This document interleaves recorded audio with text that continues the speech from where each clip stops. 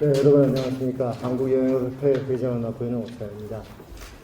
오늘 특별히 여행업계 이 어려움을 우리가 난국을 헤쳐나가기 위한 이 포럼 개최에 참석해 주신 문화체육관광부의 우리 최윤희 차관님께 정말 감사의 말씀을 드리고요. 금년 2월 달서부터 이 코로나 사태로 인해서 저희 여행업계는 정말로 생태계가 붕괴되는 이러한 굉장한 위기에 지금 처해 있습니다. 그래서 이 위기를 극복을 할 수 있는 방법을 어떠한 방법이 있고 어떻게 우리가 앞으로 정책을 펴나가야 이 위기를 극복해서 또다시 좋은 생태계를 만들 수 있는 그런 자리가 되었으면 좋겠습니다. 그래서 오늘 저희가 여러 가지로 토의하고 의논한 이런 결과들이 정책에 반영이 되고 또한 그런 부분들이 앞으로 우리 여행업계 그리고 또 나아가서 관광업계 발전을 위해서 도움이 되었으면 좋겠습니다. 오늘 여러분들 준비해 주신데 여러분 여행업회를 대표해서 감사드리고 오늘 좋은 결과가 날 수 있도록 다 같이 중지를 모았으면 좋겠습니다. 감사합니다. 국회 문화체육관광위원회 위원님, 그리고 지난 20여일간 국정감사에도 불구하고 또 이번 토론회에 이렇게 참석을 해주시고 또 이런 자리를 마련해 주신 여러분들께 감사드립니다. 오늘 회의를 준비하신 한국여행업협회 오창희 회장님과 참여해 주신 모든 분들께도 고마움을 표합니다. 오늘 토론회는 코로나19로 인한 여행업계 위기를 극복하고 그 생존 전략을 모색하고자 하는 자리로 알고 있습니다. 국회와 한국여행업협회가 공동으로 개최하는 것에 대해 정부의 한 사람으로서 진심으로 감사드립니다. 지금 여행업계를 비롯한 관광업계 전체는 코로나19로 인해 가장 어려운 시기를 보내고 있습니다. 올해 여행업은 1월부터 9월까지 소비 지출이 80% 이상 감소하여 지난 3분기까지의 매출 감소는 약 5조 원 정도인 것으로 추산이 되고 있습니다.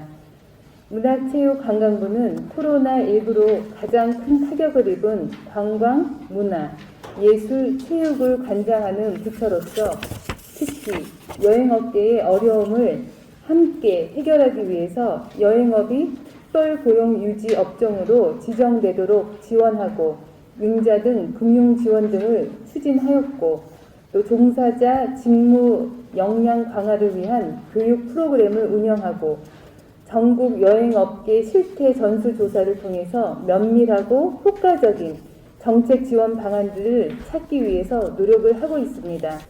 위기 속에 새로운 기회가 오는 것처럼 지금의 위기를 슬기롭게 극복한다면 여행업과 관광산업이 재도약을 하는 밑바탕이 되리라고 생각을 합니다. 정부도 적극 지원하도록 노력하겠습니다.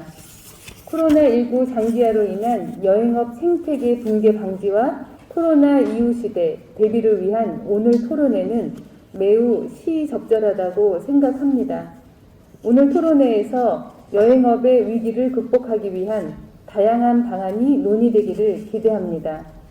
정부도 오늘 논의되는 말씀들은 빠른 시일 내에 재정당국 또 국회 등과 협의하여 정책에 반영될 수 있도록 더욱 노력하도록 하겠습니다. 오늘 이렇게 이 여행업계가 어려운 코로나19 참으로 어려운 상황에서 여행업계 코로나19 극복을 위한 토론회를 개최하게 되어서 매우 뜻깊은 자리라고 생각을 합니다.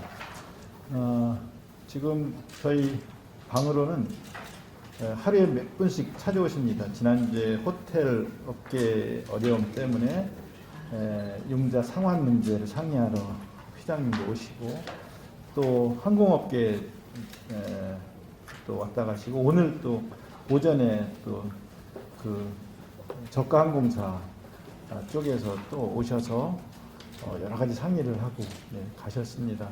지금 또 오후에 이렇게 여행업계와 이런 코로나19 극복을 위한 토론회를 또 하고 다음 주에도 또 그 항공사 대표 한 분이 또 뵙자고 하는 연락을 해오셨습니다. 관광업계가 안 어려운 것이 없고 지금 여행업계 쪽에 일자리 12만 개가 지금 사라지고 피해액이 9조에 달한다고 하지만 이런 통계 자체가 의미가 없을 정도로 여행업계 전체가 붕괴하는 것은 아닌가 하는 그런 두려움 이런 것들을 갖고 있습니다. 그래서 오늘 이런 자리를 통해서 좀 진지한 논의가 되고 해결 방안도 찾고 또 지혜를 모을 수 있는 자리가 되면 참 좋겠다 이런 생각을 하고요. 지난번에 신용식 과장이 와서 이런 게 필요합니다라고 할 때 저도 동의를 했고요. 이 발제문을 쭉 미리 자료집을 봤는데요. 그 중에 이렇게 여러 가지 여행업 생존을 위한 정부 정책 지원을 해주신 내용 중에 우리가 국회가 귀담아 들어야 될 내용, 정부가 귀담아 들어야 될 내용들이 좀 전에 발제하신 내용이 있어서 제가 눈여겨 보았어요. 그러니까 그 14일간 격리 해제 문제에 대해서 좀 다시 한번 들여다보자는 것도 그렇고 또 목적지 없는 비행은 언론에 많이 여러 사례들이 보도되고 있는데 이때 세관에 이렇게 면세점 구매 허용 같은 거 이런 것도 제안해 주셨고 또 크루즈 상품 이거 관련해서 국내 유명 기항지를 순회하는 크루즈 상품 이것도 네 가지 종류를 쭉 이렇게 설명을 하셨더라고요. 또 문체부하고 여행업계 범협의체 구성하자는 제안 같은 것도 필요한 제안이라고 생각하고요. 고용유지 지원금을 비롯한 이런 생존을 위한 직접 지원 문제 이런 것들도 국회가 정부와 함께 해결해 드려야 할 과제라고 생각을 하고 또 특별 고용 지원 업종 이렇게 3개월, 6개월 단위로 이렇게 연장하고 하는 문제에 대해서 이게 지속적으로 지원이 되기 위한 방안 같은 것들을 마련해야 한다든가 여행업 생태계를 살리기 위한 그런 방안들이 필요하다는 제언을 요약해 주신 것들을 보고 참 좋은 제안을 하셨다. 이런 문제에 대해서 진지하게 논의를 하자. 그러면 좋은 자리가 되겠다는 생각을 하고 있습니다. 오늘 함께 해주신 모든 분들께 감사드리고요. 오창희 회장님도 함께 해주셔서 감사드리고요. 최은희 차관님께서 직접 관광 업무를 주관하는 차관님께서 오셨기 때문에 차관님도 아마 오늘 제언되시는 말씀들을 굉장히 세심하게 듣고 가시리라고 생각을 하고요. 해당 국에서 이런 문제에 대한 또 심도 있는 논의가 이루어질 것을 기대하고요. 저희 국회에도 여행업을 살리기 위한 일에 적극 나서겠다는 말씀을 드리겠습니다. 오늘 계속해서 4시까지 제가 여기 이야기를 계속 듣겠습니다. 인사말만 하고 그냥 바로 또 본회의장으로 가는 게 아니라 늦게 왔기 때문에 끝까지 계속 듣겠습니다. 네. 고맙습니다. 제가 첫 번째 사회를 보지만 첫 번째 주제로 제가 국내 관광 활성화를 통한 여행업의 위기 극복 방안에 대해서 전반적으로 제가 한번 짚어보고요. 그 다음에 다음 주제 이렇게 가겠습니다. 그래서 이번에는 첫 번째 세션으로 이렇게 주제를 잡아왔고요. 자, 그래서 컨텐츠는 이렇게 여러분들 유인물로 가능하시고요. 자, 그래서 우리나라 K방역 워낙 유명하고 좋은데요. 그래서 이제는 어떻게 보면 위드 코로나 시대로 가고 있지 않느냐라는 우려까지도 생기고 있습니다. 그래서 독감같이 우리가 119가 끼고 산다면 정말 불행하고 힘든 상황이 될 건데 이것을 어떻게 우리가 극복해 나가야 될지에 대한 여행업에 대한 부분을 말씀드릴게요. 며칠 전에 자료조사로 보면 확진자가 벌써 얼마에 4천만 명을 넘어섰습니다. 전 세계에. 그리고 사망자가 110만 명을 넘어섰고요. 그래서 발생 국가 영토별로 봐도 218개 국가가 전반적으로 그래서 우리가 일명 팬데믹이라는 용어를 사용하게 된 거죠. 그래서 그렇게 되고요. 미국, 인도, 브라질, 러시아, 아르헨티나 주로 북미 국가 위도상으로 우리가 북쪽에 있는 나라들이 좀 심한 거로 우리가 볼 수 있고요. 그래서 파리 같은 경우에도 야간 통행 금지, 이탈리아의 밀라노도 야간 통행 금지 최근에 있습니다. 그래서 참혹한 유럽, 아일랜드, 독일 재봉쇄, 유럽을 휩쓰는 코로나19, 교황님도 저렇게 마스크를 쓰고 계시다는 거죠. 그래서 마스크와 살아가야 되는데 전 세계가 2차 대유행 조짐에 지금 떨고 있는 것 또한 사실입니다. 그래서 이런 부분이 있고요. 지금 우리나라는 여기 보면 코로나19 사태로 급감한 국제선 여객 숫자가 이제 국토교통부의 자료에 따르면 지금은 월별 8월 달에 20만 명분이 비행기를 타지 않는다.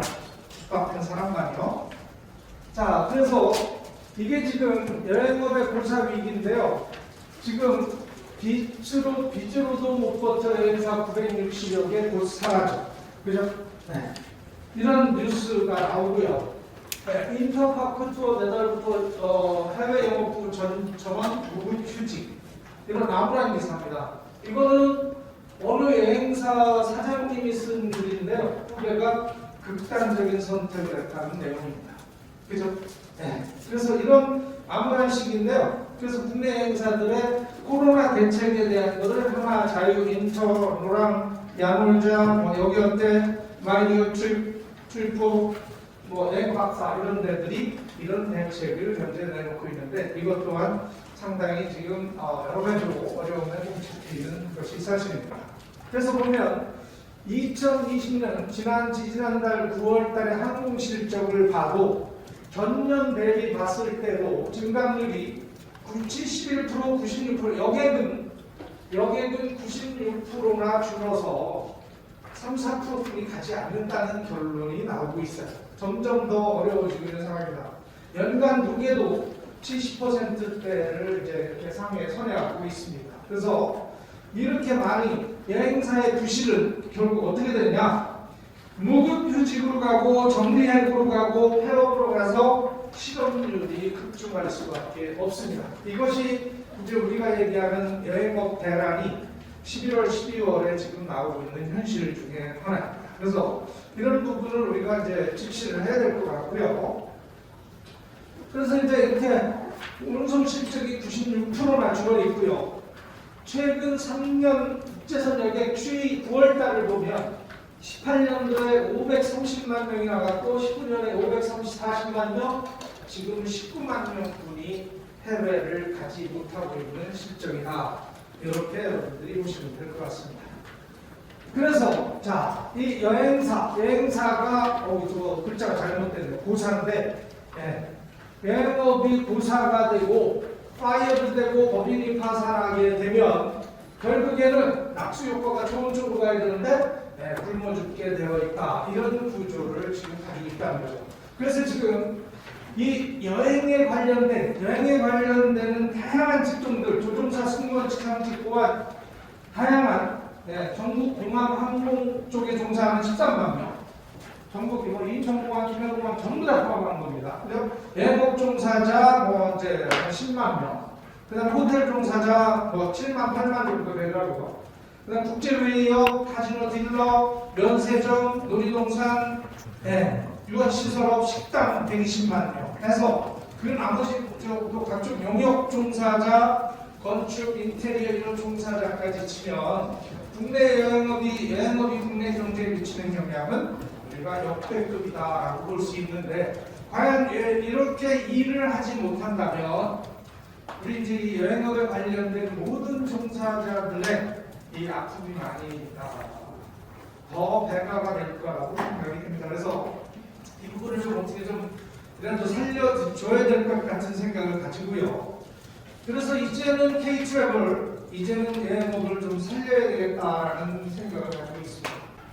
그래서 이제 이런 문제가 뭐냐? 이렇게 목적지 없는 여행을 하는데 가장 중요한 건 기내면세점은 지금 법상 문제가 없어서 판매를 하고 있는데 공항면세점이나 시내면세점은 지금 허가가 안 되고 있어요.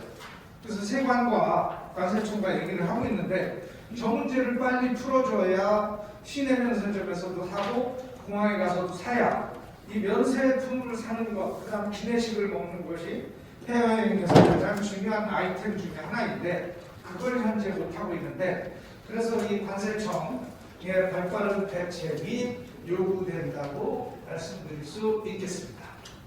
그 다음에 이제 국내 크루즈 상품 개발을 통해서 이걸 좀 활성화시켜야 될 것 같은데요. 그래서 예전에 우리가 금강산에 크루즈를 사다가 옥내호부터 금강산 투어를 했었는데 이제는 에어업을 살리려면 이렇게 해서 중요 지점에 크루즈 터미널도 하고 기항지들을 제대로 만들어서 관광지 지역에 손님들이 내려가서 또 그 지역에 관광을 하고 물건을 사고 농산물을 사고 해서 지역 경제와 활성화까지도 한꺼번에 해야 되겠다. 그래서 이제 그동안 이 크루즈 상품이 해외 지중해 나가서 타고 캐리비안 베이에 가서 타고 이렇게만 하던 것을 우리나라 국내에서도 위드 코로나 시대에는 반드시 이 크루즈 상품들을 크루즈 선사와 계약을 맺어서라도 우리가 이 부분을 활성화시켜서 여행사들이 그런 상품들을 팔 수 있도록 해야 되겠다 하는 게 저의 생각입니다. 그래서 서해 쪽으로 노선을 돌고 빨리 와야 될 분들은 KTX나 항공을 타고 서울로 인천으로 누르면 되고요. 또 동해선을 타면 강릉까지는 KTX 타고 가서 강릉에서부터 부산까지 돌아도 되고요. 종일 전국을 순례하겠다 그러면 독도까지 울릉도까지 다 볼 수 있는 이런 프로그램들을 통해서 내국인들이 해외 안 가도 이런 여행 상품을 판매하고 쓰고 이렇게 할 수 있으면 좋겠다는 게 제 생각입니다. 네. 그래서 이런 크루즈 상품을 개발하게 되면 기항지마다 골프장이 요즘 되게 많습니다. 골프장과 여행지에서 골프 상품을 만들 수 있고요. 제가 이제 하고 싶은 거는 지역에서 문화 5일장을 했으면 좋겠어요. 왜 우리가 시골에 가면 장날 5일장은 있는데 거기에 가면 왜 그 지역의 문화가 살아있는 문화 활동이 없냐는 거예요.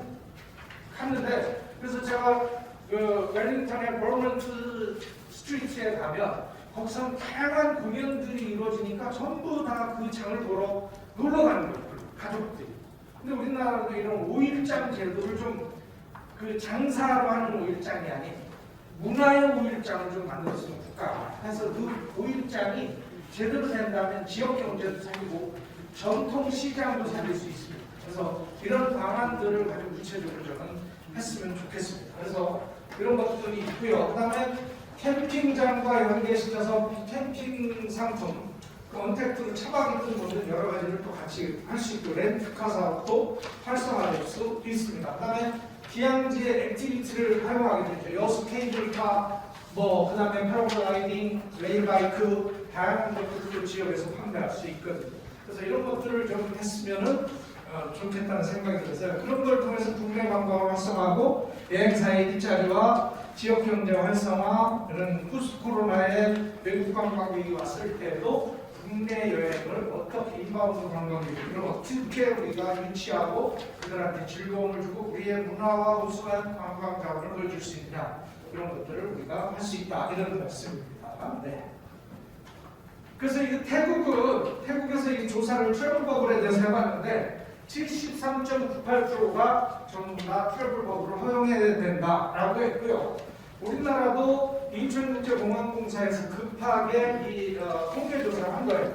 여기서 보면 전부 다 내국인은 52.8%가 트래블 버블 후에 무조건 해외여행을 하겠다, 외국인은 72.2%가 무조건 하겠다는 거예요. 그래서 이게 코로나가 끝나면 전부 해외여행이든 뭐든 하겠다라는 거기 때문에 이 트래블 버블이 이제 필요하겠다라는 내용을 여기서 말씀드립니다. 그러면 이제 이 국민을 위한 정부의 어떤 역할, 그래서 어려운 시기인데 코로나에 대한 각종 규제를 좀 풀어야 국민이 산다 이런 주제를 가졌습니다. 그래서 이런 것들이 하와이 같은 경우에는 10월 15일부터 코로나19 14일 격리를 해제했습니다. 네, 어려움이 있지만 여기도 보면 이렇게 완치자들, 사망자들 이렇게 있지만 거기 식당이나 호텔들이 죽겠다고 해서 일단 하와이 같은 경우에 푸른 사례입니다. 네. 그래서 이제 14일 격리를 조건부 좀 해제를 해서 뭐를 해야 되냐 이렇게 검역 여건이라고 있습니다. 검역 여건 제도를 도입을 해야 되겠다 그런 내용입니다. 그래서 해가지고 검사하고 다양한 것들을 통해서 서티피케이트를 가지고 다니면 격리를 해제한다든가 한 3일만 격리했다가 다시 이제 다양한 컴퓨터 정보 시스템으로 그 사람들을 관리할 수 있으니까 좀 그렇게 했으면 좋겠다는 거죠. 네. 그다음에 이제 공항 시내면서 좀 허용해야 되겠다 그런 내용이고요. 그다음에 이제 이거 트래블 버블 총정가 간에 홍콩, 싱가포르, 베트남, 대만, 캄보디아, 호주 이런 나라들과의 정부의 노력이 좀 필요하겠다. 그래서 트래블 버블에 대한 계약을 서로 맺어서 하나 둘 국가부터 우리가 트기 시작해야 되지 않겠나라는 의견입니다. 그 다음에 이제 정부에서는 여행법에 대해서 임대료를 일부 지원해줘야 되는데 임대료를 놓으면서 지금 방황이 생겼어요. 그러면 폐업을 하게 되고 폐업을 하면 고용불안으로 이어지기 때문에 국가에 부담이 됩니다. 그래서 이런 부분, 그다음에 직원에 대한 임금 4대 보험료 지원, 4대 보험료라도 좀 내줬으면 좋겠다 이런 게 여행업의 절규입니다. 그다음에 그래서 특별 고용 지원 업종에 대해서 지금 3월까지 연장되어 있지만 더 연장을 해줬으면 좋겠다라는 것들이 일반적인 지금 것입니다. 그래서 여행업 지원 협의체를 좀 구성해서 국가가 지원을 해줬으면 좋겠다 이런 겁니다. 그래서 경제 살리과 일자리 창출을 위해서 다양한 것들을 좀 해야 되겠다는 것을 여기 말씀드리고자 합니다. 그래서 이제 정부의 정책적으로 제가 대량 폐업과 해고 사태를 막을 수 있는 14일 격리를 해제하거나 좀 정리를 해야 되지 않겠나. 그 다음에 트래블 버블 협약을 좀 국가가 주선해서 만들어줬으면 하겠다는 거요. 그 다음에 국내 상품 개발에 지원하고 해서 여행업을 지원해줬으면 좋겠다. 그 다음에 시내 공항 면세점에 구매를 허용해줬으면 좋겠다. 크루즈 상품 개발 및 지원. 그 다음에 문체부와 여행업계가 더욱 협의체를 구성해서 앞으로의 이런 위기 상황을 어떻게 대응할지를 했으면 좋겠다. 그리고 이제 임대료, 고용 유지 지원금, 사대보험료를 직접 지원해줬으면 좋겠다. 그다음에 무리한 연장해주고요. 여행업에 대한 직접적 지원을 통한 건전한 여행업 생태계를 조성했으면 좋겠다는 게 저희의 생각입니다. 네, 여러분들 감사합니다. 저는 이제 현장에 있는 분들과 많이 접촉하다 보니까 이제 거기에 대한 이제 고민들을 많이 이제 가감 없이 듣게 되는데, 좀 약간의 어떤 온도 차이가 있는 것 같아요. 지금 현재 모든 미디어들이 강조하는 것은 뭐 현대 언택트 시대의 뭐 새로운 여행법이라면서 창업이나 이런 것들 많이 캠핑 이런 것들 많이 강조하고 있는데 실제 그게 여행 산업 쪽에 그렇게 도움이 되는 게 거의 없거든요. 그 지자체에서도 이제 창업을 이제 오지 마라.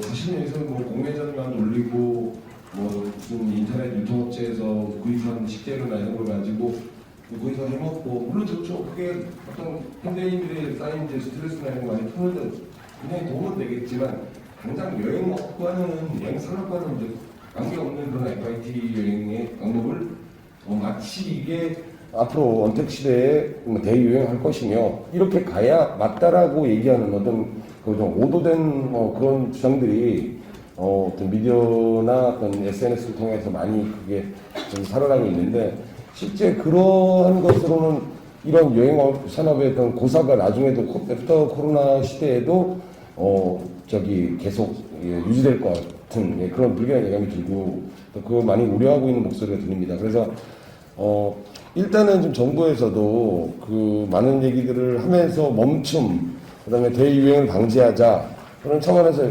여행 가는 행위 자체를 약간 좀 치기 어린 그런 행동으로 자기만 아는 이기적인 행동처럼 이제 여기는 그런 캠페인들이 보면 지자체 단체 무슨 홍보물이나 아니면 매스미디어에서 많이 볼 수 있는데요.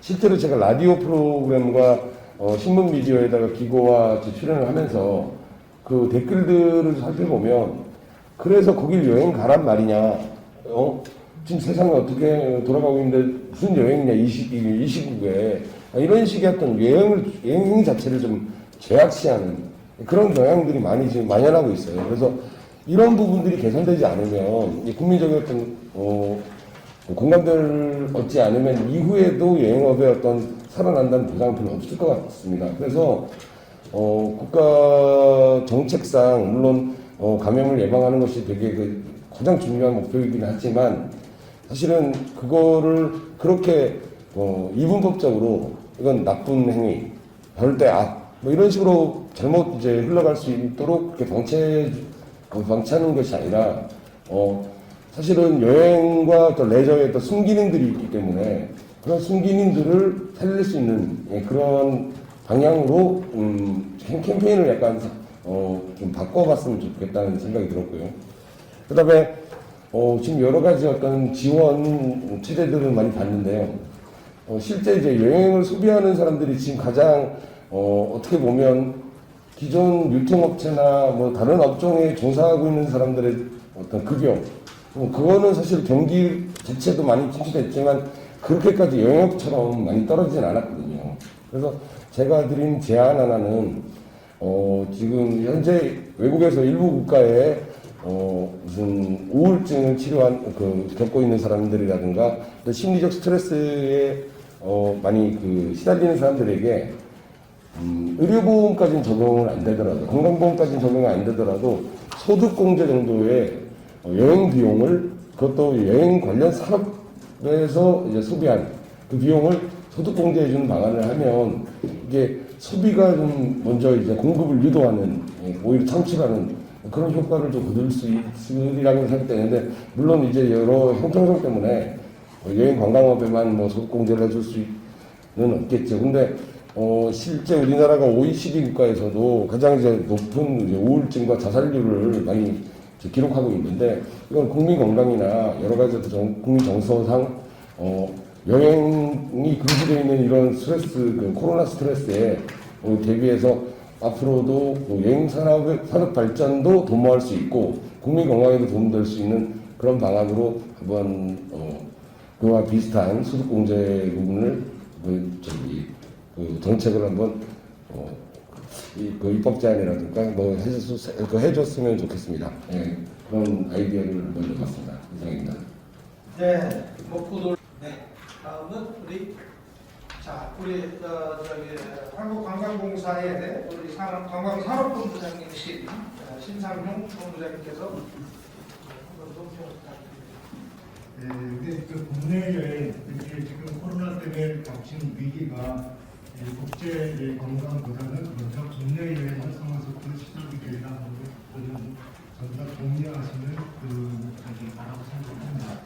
이게 이제 국내 여행을 바라볼 때 아까 우리 이인석 대표님도 말씀하셨습니다만 사실 국내 여행은 기존에도 코로나가 있기 전에도 자기 차를 이용해서 자가를 이용해서 단일 여행하는 패턴이 상당 부분 많이 차지하고 있었거든요.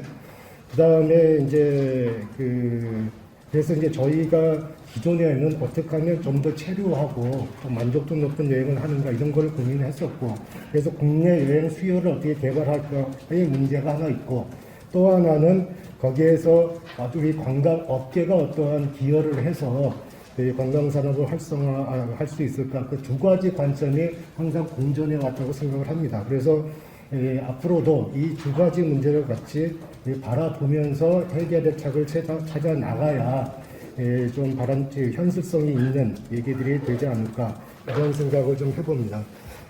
거기에 앞서 저희가 이제 해외에서는 여행사라든가 이제 그런 여행업에 종사하신 분들을 어떻게 변화하고 있고 정부는 어떻게 지원하고 있는지 그걸 갖다 한번 조사를 한번 해봤습니다. 그런데 사실 정부에서 지원하는 내용은 지금 현재 우리가 지원하는 것과 크게 좀 색다른 부분이 없더라고요. 재정적인 지원, 그다음에 고용 유지 지원, 여러분들의 좀 많이 중점을 두고 있었고요. 단지 이제 여행사의 스스로의 변화 노력 이런 부분들에 대해서는 일단은 여행업 내에서 관광업 내에서의 변화도 있고, 그거는 이제 대표적인 게 온라인 쪽으로 많이 전환을 한 것도 있고, 아까 말씀이 나왔습니다만은 경관 여행이라든가 거주지 인근의 여행이라든가, 그 다음에 로컬 체험 여행. 그래서 기존에는 이제 경관 위주였다면 어떤 체험과 연결할 수 있는 부분에 대해서 상품을 개발한다라든가 이런 쪽으로 산업 내에서의 변화를 도모하는 데도 있었고, 또 여행업이 기존의 관념에서는 여행업이라고 할 수 없는 분야로 진출하는, 그래서 뭐 출장대, 그 다음에 코로나19 검사 알선, 그 다음에 공유 오피스의 사업을 한다라든가 온라인 쇼핑몰 갖다가 같이 운영을 한다든가 하여튼 사업의 역장을 분야를 다양화하는 노력, 이런 노력들도 하고 있더라고. 이게 전부 다 위기이기 때문에 위기 타겟적으로 나온 거라고 생각을 합니다. 이제 여기서 이제 저희가 좀 참고해야 될 만한 것들을 몇 가지 뽑아서 앞으로 나아갈 방향에 대해서 이제 아까 홍 교수님 말씀하신 데에 더 추가로 좀 덧붙여서 이런 방향으로 나가면 좀 좋지 않을까 하는 것들을 좀 몇 가지만 좀 말씀을 드리고 저희 좀 발언은 좀 마칠까 합니다.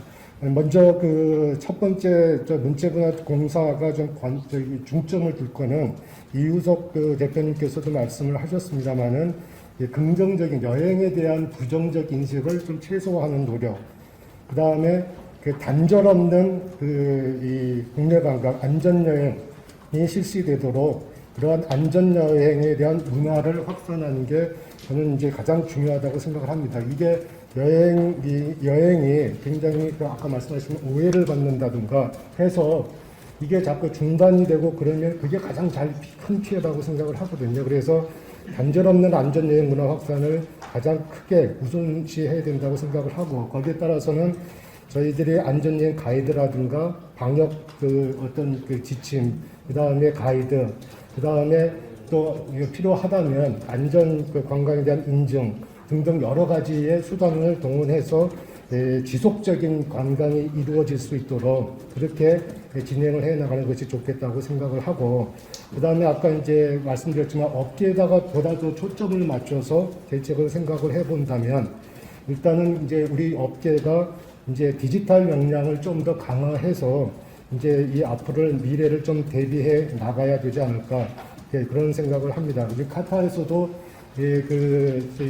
종사자들에 대한 디지털 역량 교육을 갖다가 실시를 해서 아주 좋은 평가를 받고 있다고 들었습니다. 그래서 저희 공사에서도 문체부하고 협의를 해서 보다 이런 부분에 대해서 강화하고 어떤 미래 인재의 관광업에 많이 좀 진출할 수 있는 그러한 기회를 만들도록 좀 노력을 하고자 합니다. 그래서 이제는 이제 디지털 시대에 디지털 역량을 강화하는 노력이 같이 따라줘야 되겠다 하는 것이 하나가 있고요. 그 다음에 이제 말씀드리고 싶은 것은 전통적인 관광 기업, 여행사들도 포함해서 이런 전통적인 관광 기업과 새로운 기술과 새로운 아이디어를 갖고 있는 벤처 기업들의 협업할 수 있는 비즈니스 모델을 다양하게 발굴해 나가는 것이 필요하지 않을까 이런 생각을 합니다. 실제로 저희가 여행사 한 30여 군데하고 벤처기업들 한 30여 군데에 모임을 한번 가져본 적이 있었습니다. 그런데 서로 상호 생각하지 못했던 그러한 아이디어를 상대방한테서 얻을 수 있었고 새롭게 사업의 영역을 확장할 수 있었다 하는 이제 그런 평가를 많이 좀 들었습니다. 그리고 옆에 나와 계십니다만은 최근에는 지난주에는 하나투어하고 우리 벤처 기업들이 어떻게 협업을 할 수 있는가를 갖다가 비즈니스 모델을 발굴하는 사업을 같이 하나투어하고 공동으로 진행을 했었습니다. 그래서 이런 노력을 통해서 새로운 비즈니스 모델이 찾아지면 기존 여행사들에도 많이 참고할 부분이 나오지 않을까 그렇게 생각을 합니다. 또 앞으로 이제 국내 관광이 결국 통해서 지역이 활성화돼야 되는데 그러면 이제 우수 지역 관광 상품을 어떻게 개발할까의 문제, 이 문제도 지자체와 RTO, DMO들하고 같이 협력을 해서 지역 특색이 있는 관광 상품을 어떻게 개발할 건가 이거에 대한 고민도 같이 따라가 줘야 된다고 생각을 합니다. 또한 새로운 트렌드에 대한 정보를 갖다 지속적으로 공급을 해서 예를 들면은 다른 해외에서도 마찬가지인데 장기 체류 상품이라든가 이런 대한 수요들이 계속 나오고 있습니다. 그래서 그런 부분에 대한 도움도 많이 줄 수 있는 방안을 찾아 나가야 되지 않을까 이런 생각을 해봅니다. 그리고 한두 가지만 이제 더 말씀을 드리고 마칠까 하는데요. 이제 기존 여행학과 아까 변화 말씀하셨는데 혁신 활동을 좀 하려고 그러면 어디서부터 어떻게 해야 될지 막막한 경우가 많습니다. 그래서 이제 저희가 혁신 프로그램들을 만들어서 혁신하는데 재정적인 지원도 해드리고 전문가들이 가이드를 할 수 있는 그러한 혁신 활동 지원 프로그램을 지금 운영 중에 있고 내년에는 더욱더 강화할 예정입니다. 그래서 여행사들도 이런 어떤 제도적인 사업 이런 것들을 적극적으로 좀 활용해 주시면 어떨까 이런 생각을 합니다.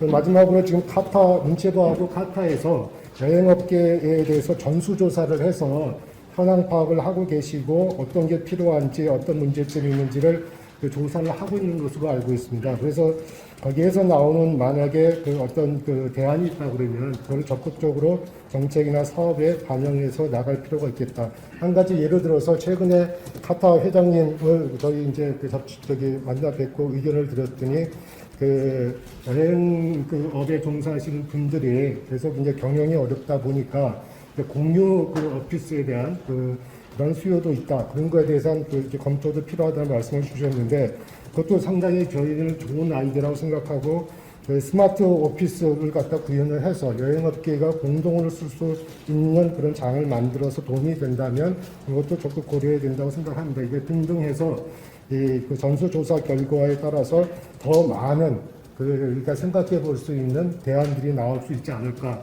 이런 생각을 해봤습니다. 너무 제 말씀이 길어져서 죄송하고요. 네, 제가 생각했던 걸 몇 가지 정리해서 그 정도로 말씀을 드리겠습니다. 안녕하십니까. 대한민국 한국협회부장 최종훈입니다. 오늘 제가 드리고자 하는 말씀 중에 상당 부분은 아마 그 좀 전에 발표를 하셨던 분의 내용과 좀 겹치는 부분도 없지 않아 있습니다. 아무래도 업계의 그 공통점들이 많다 보니까 내용이 겹치는 부분이 있는데 하지만 그런 여러 가지 여행 활성화를 위한 방안들 중에서 제가 생각했을 때 현실적으로 우리가 할 수 있는 일이 무엇인지를 좀 단축해 보았습니다. 물론 여러 가지 그 사안들이 많겠지만 사안에 따라서는 여행사 간 또는 항공사 간에도 의견이 다를 수 있음을 제가 생각을 해서 가능하다면 바라보는 시각이 같을 수 있는 그런 사안을 중심으로 해서 준비를 했습니다. 불과 2개월 전만 해도 사실 여행업계는 물론 산업계 전반에서 주로 회자되었던 그런 내용은 포스트 코로나였습니다. 즉 코로나가 종식되면 우리가 어떻게 할 것인가라는 것을 가지고 주로 토론을 했습니다. 그러나 그 끝이 보이지 않고 지속되고 있는 이 팬데믹 상황 하에서 과연 항공 그리고 여행업계는 무엇을 해야 될 것인가? 불확실성으로 인해서 그저 앉아 기다리는 것밖에는 지금 현재 할 수밖에 없는 아무것도 할 수 없는 그런 상황에서 과연 우리는 어떻게 해야 될까라는 고민을 좀 해봤습니다. 보시는 바와 같이 2월로 항공 이용객은 급감을 했습니다. 현재 어쨌든 수송량은 마이너스 97%가 되는 일을 보이고 있습니다. 앞선 그 도시장님께서 말씀해 주셨지만 소재 역시 아주 미미한 수준으로 현재 발생되고 있는 그런 상황입니다. 국내 여행업도 현재까지 지금 6월이나 9월달 이렇게 도시를 보시면 BSP라는 우리 예로 하기 위한 자격증인데 이것을 반납하는 그런 여행사들이 점점 많아지기 시작을 하고 있습니다. 하지만 뉴스나 그 보도에서 보셔서 알고 또 있으시다시피 아직까지 BSP 자격증을 반납을 하지는 않았지만 사무실만 있고 직원들이 철서에 가고 있는 그런 여행사들도 많이 늘고 있습니다. 현재 이러한 상황이 조금만 더 지속이 된다면 아마 지금까지 참고 있었던 그런 폐업에 기다리고 있었던 그 폐업이 더 많이 발생될 것으로 추정하고 있습니다. 국제항공운송협회에서 전망을 내놨던 자료를 좀 참고를 해봤습니다. 코로나19 회복 지연으로 인해서 여객 수익 회복도 기업에 이런 희망도 먼저 하락하고 있습니다. 이 보면 IATA에서 7월 달이 되면 전년 대비 마이너스 55% 정도 12월이 되면 7월 달에 예측한 것이 올 말이 되면 마이너스 55%까지는 회복할 것으로 예측을 했습니다만 시간이 지남에 따라서 9월에 예측한 것은 마이너스 68% 정도밖에 회복이 안 될 것이다라고 지금 자료를 발표했습니다.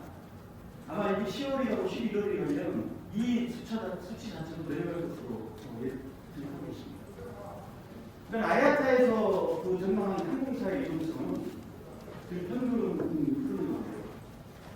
코로나 발생 시기에 마이너스 최악의 시기를 보여주니까 이 자체가 2021년 4분기까지 현금 흐름이 마이너스로 갈 것으로 예상하고 있습니다.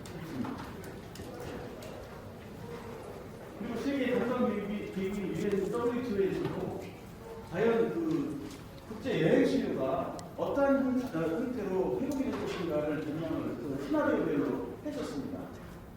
시나리오 1은 회복이 정상적으로 이루어진다면 올 연말에 가면 전년 대비 마이너스 58% 정도 회복이 될 것이다. 여전히 마이너스인 상황입니다. 가장 긍정적으로 봤을 때 이 마이너스 58%입니다. 그리고 가장 나쁜 시나리오로 봤을 때 전년 대비 마이너스 78% 정도 회복이 될 것이다라고 예측했었는데 실제로는 파란선이 실제 액츄얼 그 중간 시나리오도 연말까지 보면 전년 대비 관광객 외에 수익률이 마이너스 70%로 예상이 된다고 하는 게 최근에 나타났습니다. 그럴 정도로 지금 현상이 상당히 심각한 상황입니다. 그래서 제가 과거에 여러 가지 자연재해라든지 외부 환경 변화에 따라서 어깨가 힘들었을 때를 비교를 해봤는데 이상한 그 바이러스가 발생했던 사스 같은 경우는 사스 발생 이후 5개월 만에 여행 수기가 플러스로 돌아갔었습니다. 사스는 한 3개월 정도 시작이 되고 그 이후에 2개월 만에 여행자의 심리가 회복이 되면서 연말로 가면서 결국은 회복을 하고 전년 대비 플러스에 그리고 그 우일의 사태 때도 6개월 만에 사실은 여행 심리가 회복이 돼서 전체적으로 여행 시장이 플러스로 돌아갔던 그런 분위기가 보여집니다.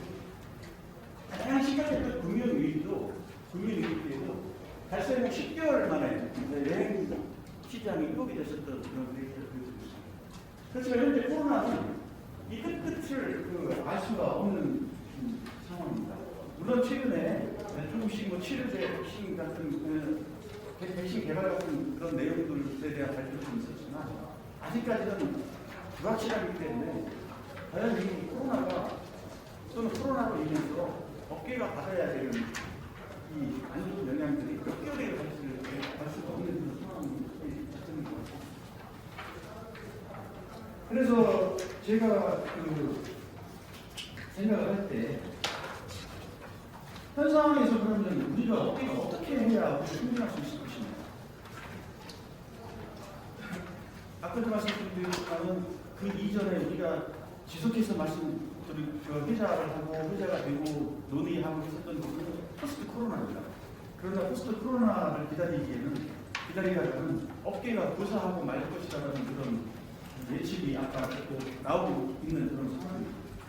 따라서 이제는 포스트 코로나가 아닌 위드 코로나 상황에서 대책을 논의를 하고 그런 대책 논의를 해야 될 그 시점이라고 생각합니다. 전면적인 코로나 관련 정책의 해결은 굉장히 힘들 것이라고 생각합니다. 국민의 건강은 무엇하고도 바꿔서 안 된다는 거 없고요. 저도 잘 알고 있습니다. 그렇지만 현 시점에서 과연 실현 가능한 것이 무엇인가를 먼저 관리업계와 정부가 머리를 맞대고 연구하고 필요하다면 단계별 기준을 정해서 어느 단계가 되면 무엇을 어떻게 할 것이고 또 다른 상황이 호전이 되면 어떤 식으로 할 것인가라는 어떤 시나리오 플랜을 준비를 해서 업계가 되는 예측 가능한 준비를 할 수 있도록 하는 게 현 시점에서는 무엇보다 중요한 게 아닐까 생각합니다. 왜냐하면 모두에서도 말씀드렸겠지만 지금 여행업계나 항공업계는 무엇을 어떻게 해야 될지를 모르고 있는 상황이 있습니다. 그런 측면에서 굉장히 생각되어지는 몇 가지 견해이 있지만 말씀을 드립니다.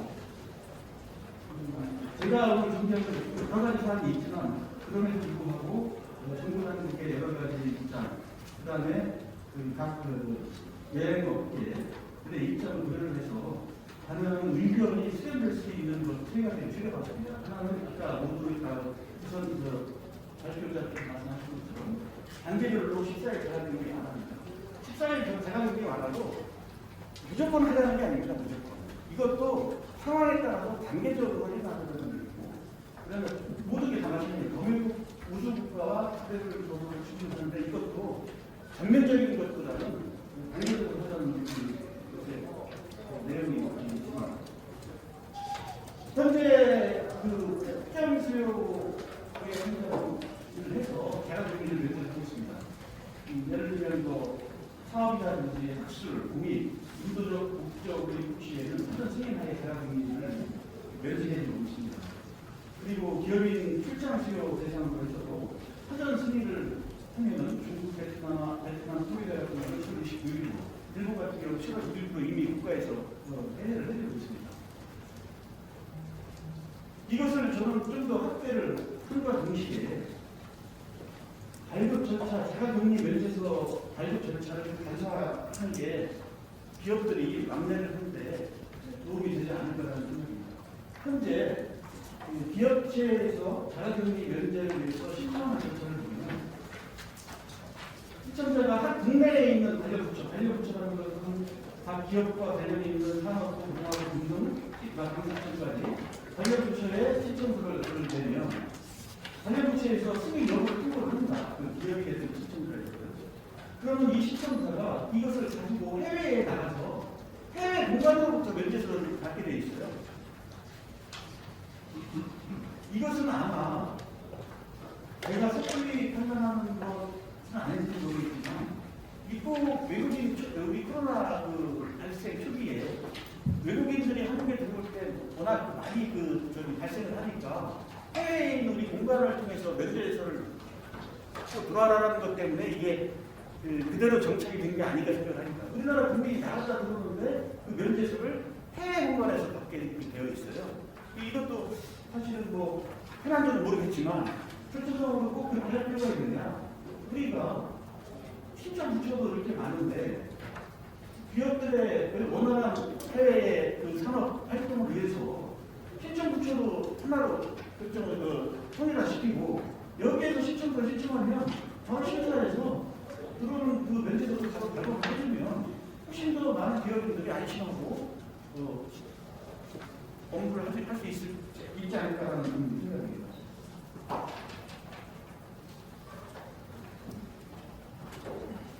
그리고 마지막으로 이제 마지막 단계에 가서는 사실은 좀더 쏟아갑게, 좀 더 긍정적으로, 좀 더 적극적으로 저희들이 해당 국가와 완매할 수 있는 이제 트래블 법을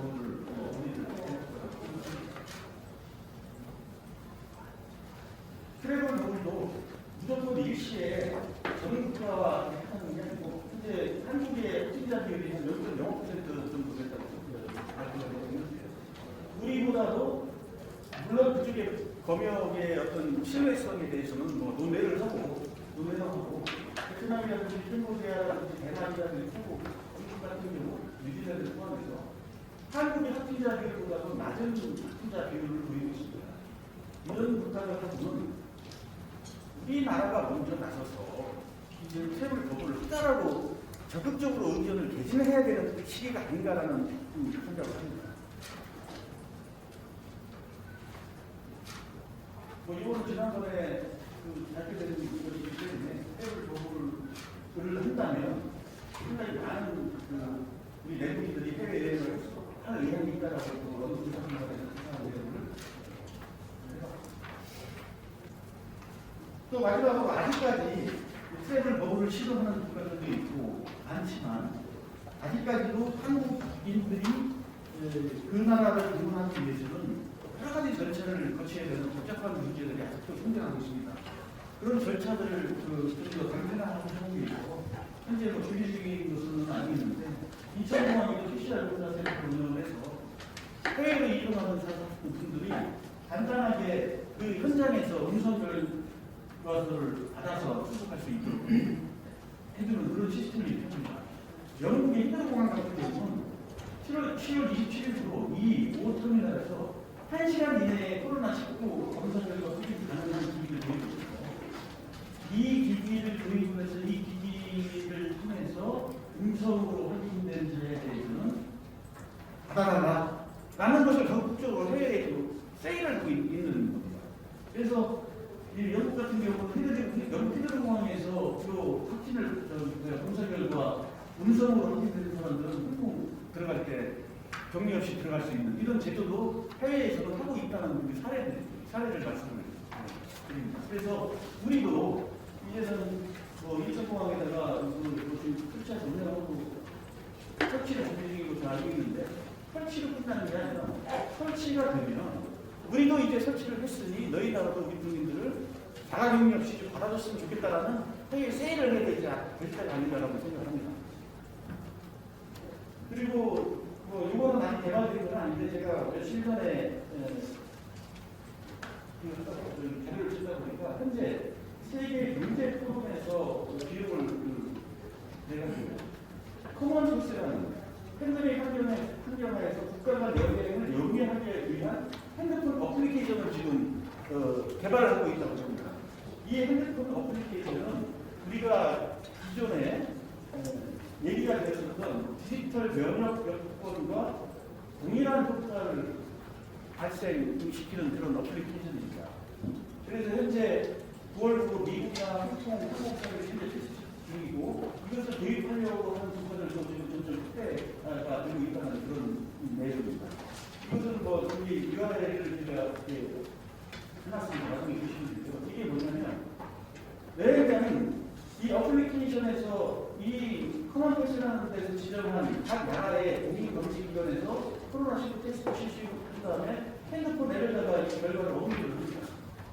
그러면 이것을 도입을 하기로 한 국가 공항에서는 이 커먼패스 QR코드를 스캔할 수 있는 장비를 해놓고 우리 입국하는 거랑 똑같이 QR코드 스캔을 하면 우리 여기 국회 저도 들어올 때 이렇게 스캔하고 들어오고 그러자 저기 음식점에 가면은 그런 식으로 하면은 바로 블랙 테스트가 완료돼서 입국할 수 있는 이런 것들도 지금 활발하게 해외에서는 지금 벌어지고 있다는 겁니다. 그래서 제가 드리고자 하는 마지막 말씀은 그동안에는 어떻게 보면 코로나19 종식을 위해서 참고 인내하는 그런 시기였다면 이제는 가만히 앉아서 참고 인내하기에는 이 업계가 고사할 수밖에 없는 그런 시점에 와 있다는 그런 안타까운 말씀을 전해드립니다. 그렇기 때문에 이제는 포스트 코로나가 아닌 위드 코로나라는 것에 착안을 해서 좀 적극적으로 우리가 해외와 항공, 여행이 왕래가 될 수 있는 그런 환경을 조성을 해주는데 적극 나서야 될 때가 아닌가 생각합니다. 제가 준비한 자료는 여기까지입니다. 굉장히 감사합니다. 나도 김진입니다. 지금 결론부터 말씀을 드리면 방금 우리 대한항공 최본부장님께서 말씀하신 여행업과 항공사업을 살리기 위해서는 정말 국제관광이 활성화돼야 된다는 것을 굉장히 동의합니다. 지금 뭐 지난번에 타파에서 한국여행업협회에서 여행사들의 지금 실태 조사를 했었습니다. 그런데 지금 대부분의 여행사들이 지금 일을 하지 않고 있고요. 그다음에 여기서 사장님 대표님들은 지금 아르바이트를 하면서 생계를 유지하고 있는 그런 상황입니다. 그래서 생각보다는 물론 여기 모든 분들 와 계시지만은 생각보다는 정말 여행업이 너무 심각한 상태를 보여주고 있고요. 저희 지금 하나뿐인 저희 회사도 꽤 못지않은 지금 어려움을 겪고 있습니다. 그래서 결국은 국제관광 활성화가 돼야만이 결국은 우리는 다시 여행업을 살릴 수 있는 그런 토대를 만들 수 있다고 저는 생각을 하고 있고요.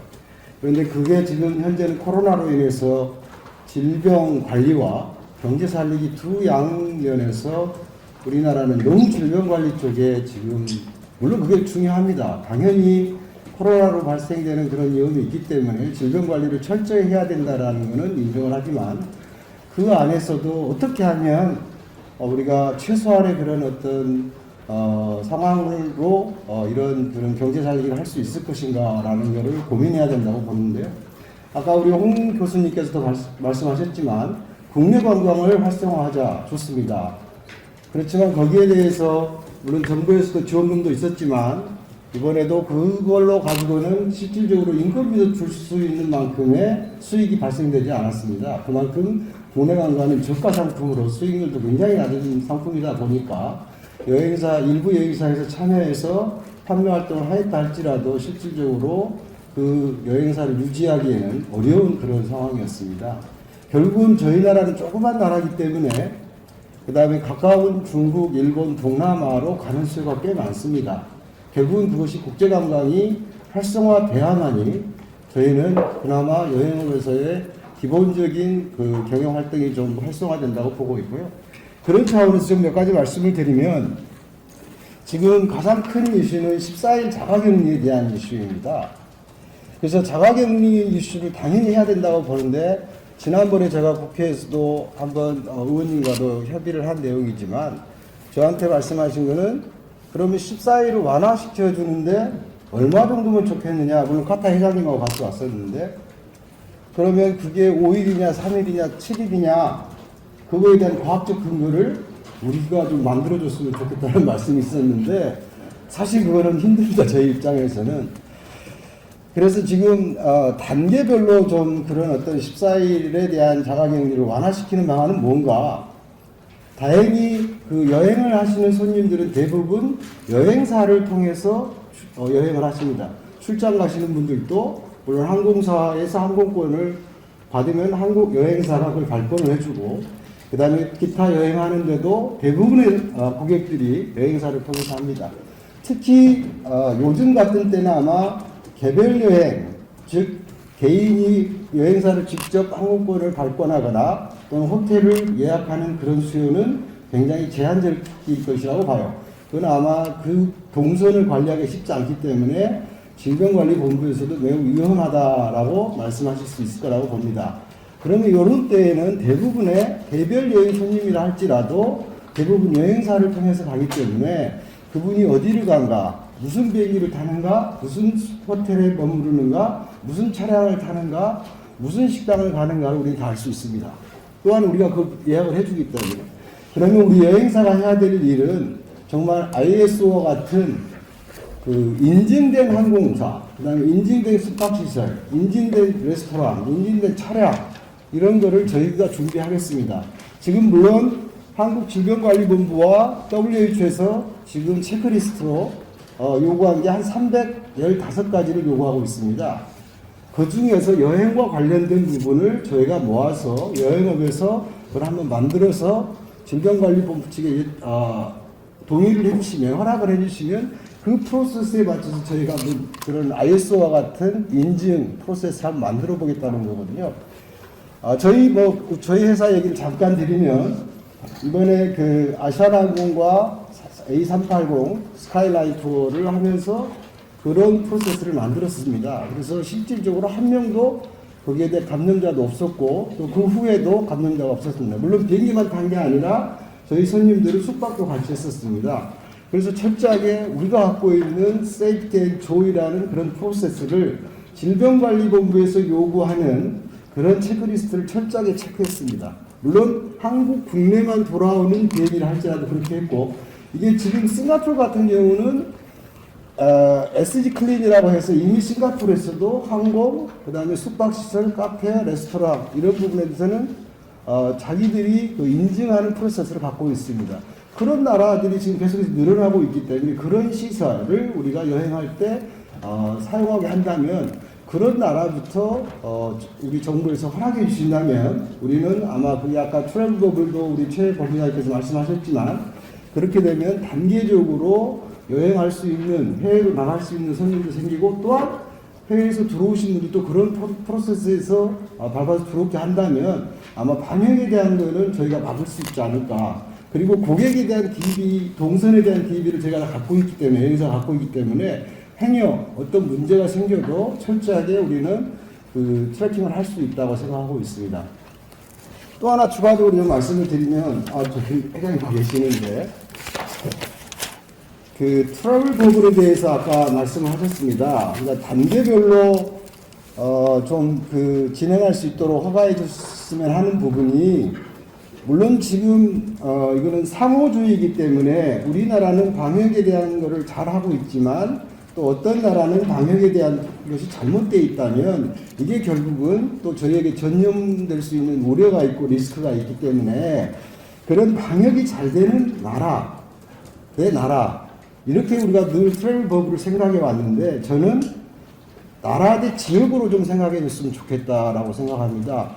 베트남에서도 베트남이라고 하는 나라를 보지 말고 예를 들어서 한 지역, 다낭이면 다낭 아니면 어느 그 좀 이렇게 방역이 잘 된 지역으로만 이렇게 제한 한정하면서 그 트래블 버블로 오픈시켜 준다면 아마도 단계별로 우리는 또 여행 사업을 좀 활성화할 수 있는 기초가 될 거라고 생각하거든요. 그 예로 저희는 지금 생각하고 있는 게 저희가 해외 지사를 통해서 얻은 그나마 방역이 잘 된 나라 어떻게 하고 있는가를 좀 물어보고 저희들이 계속 피드백을 받고 있는데요.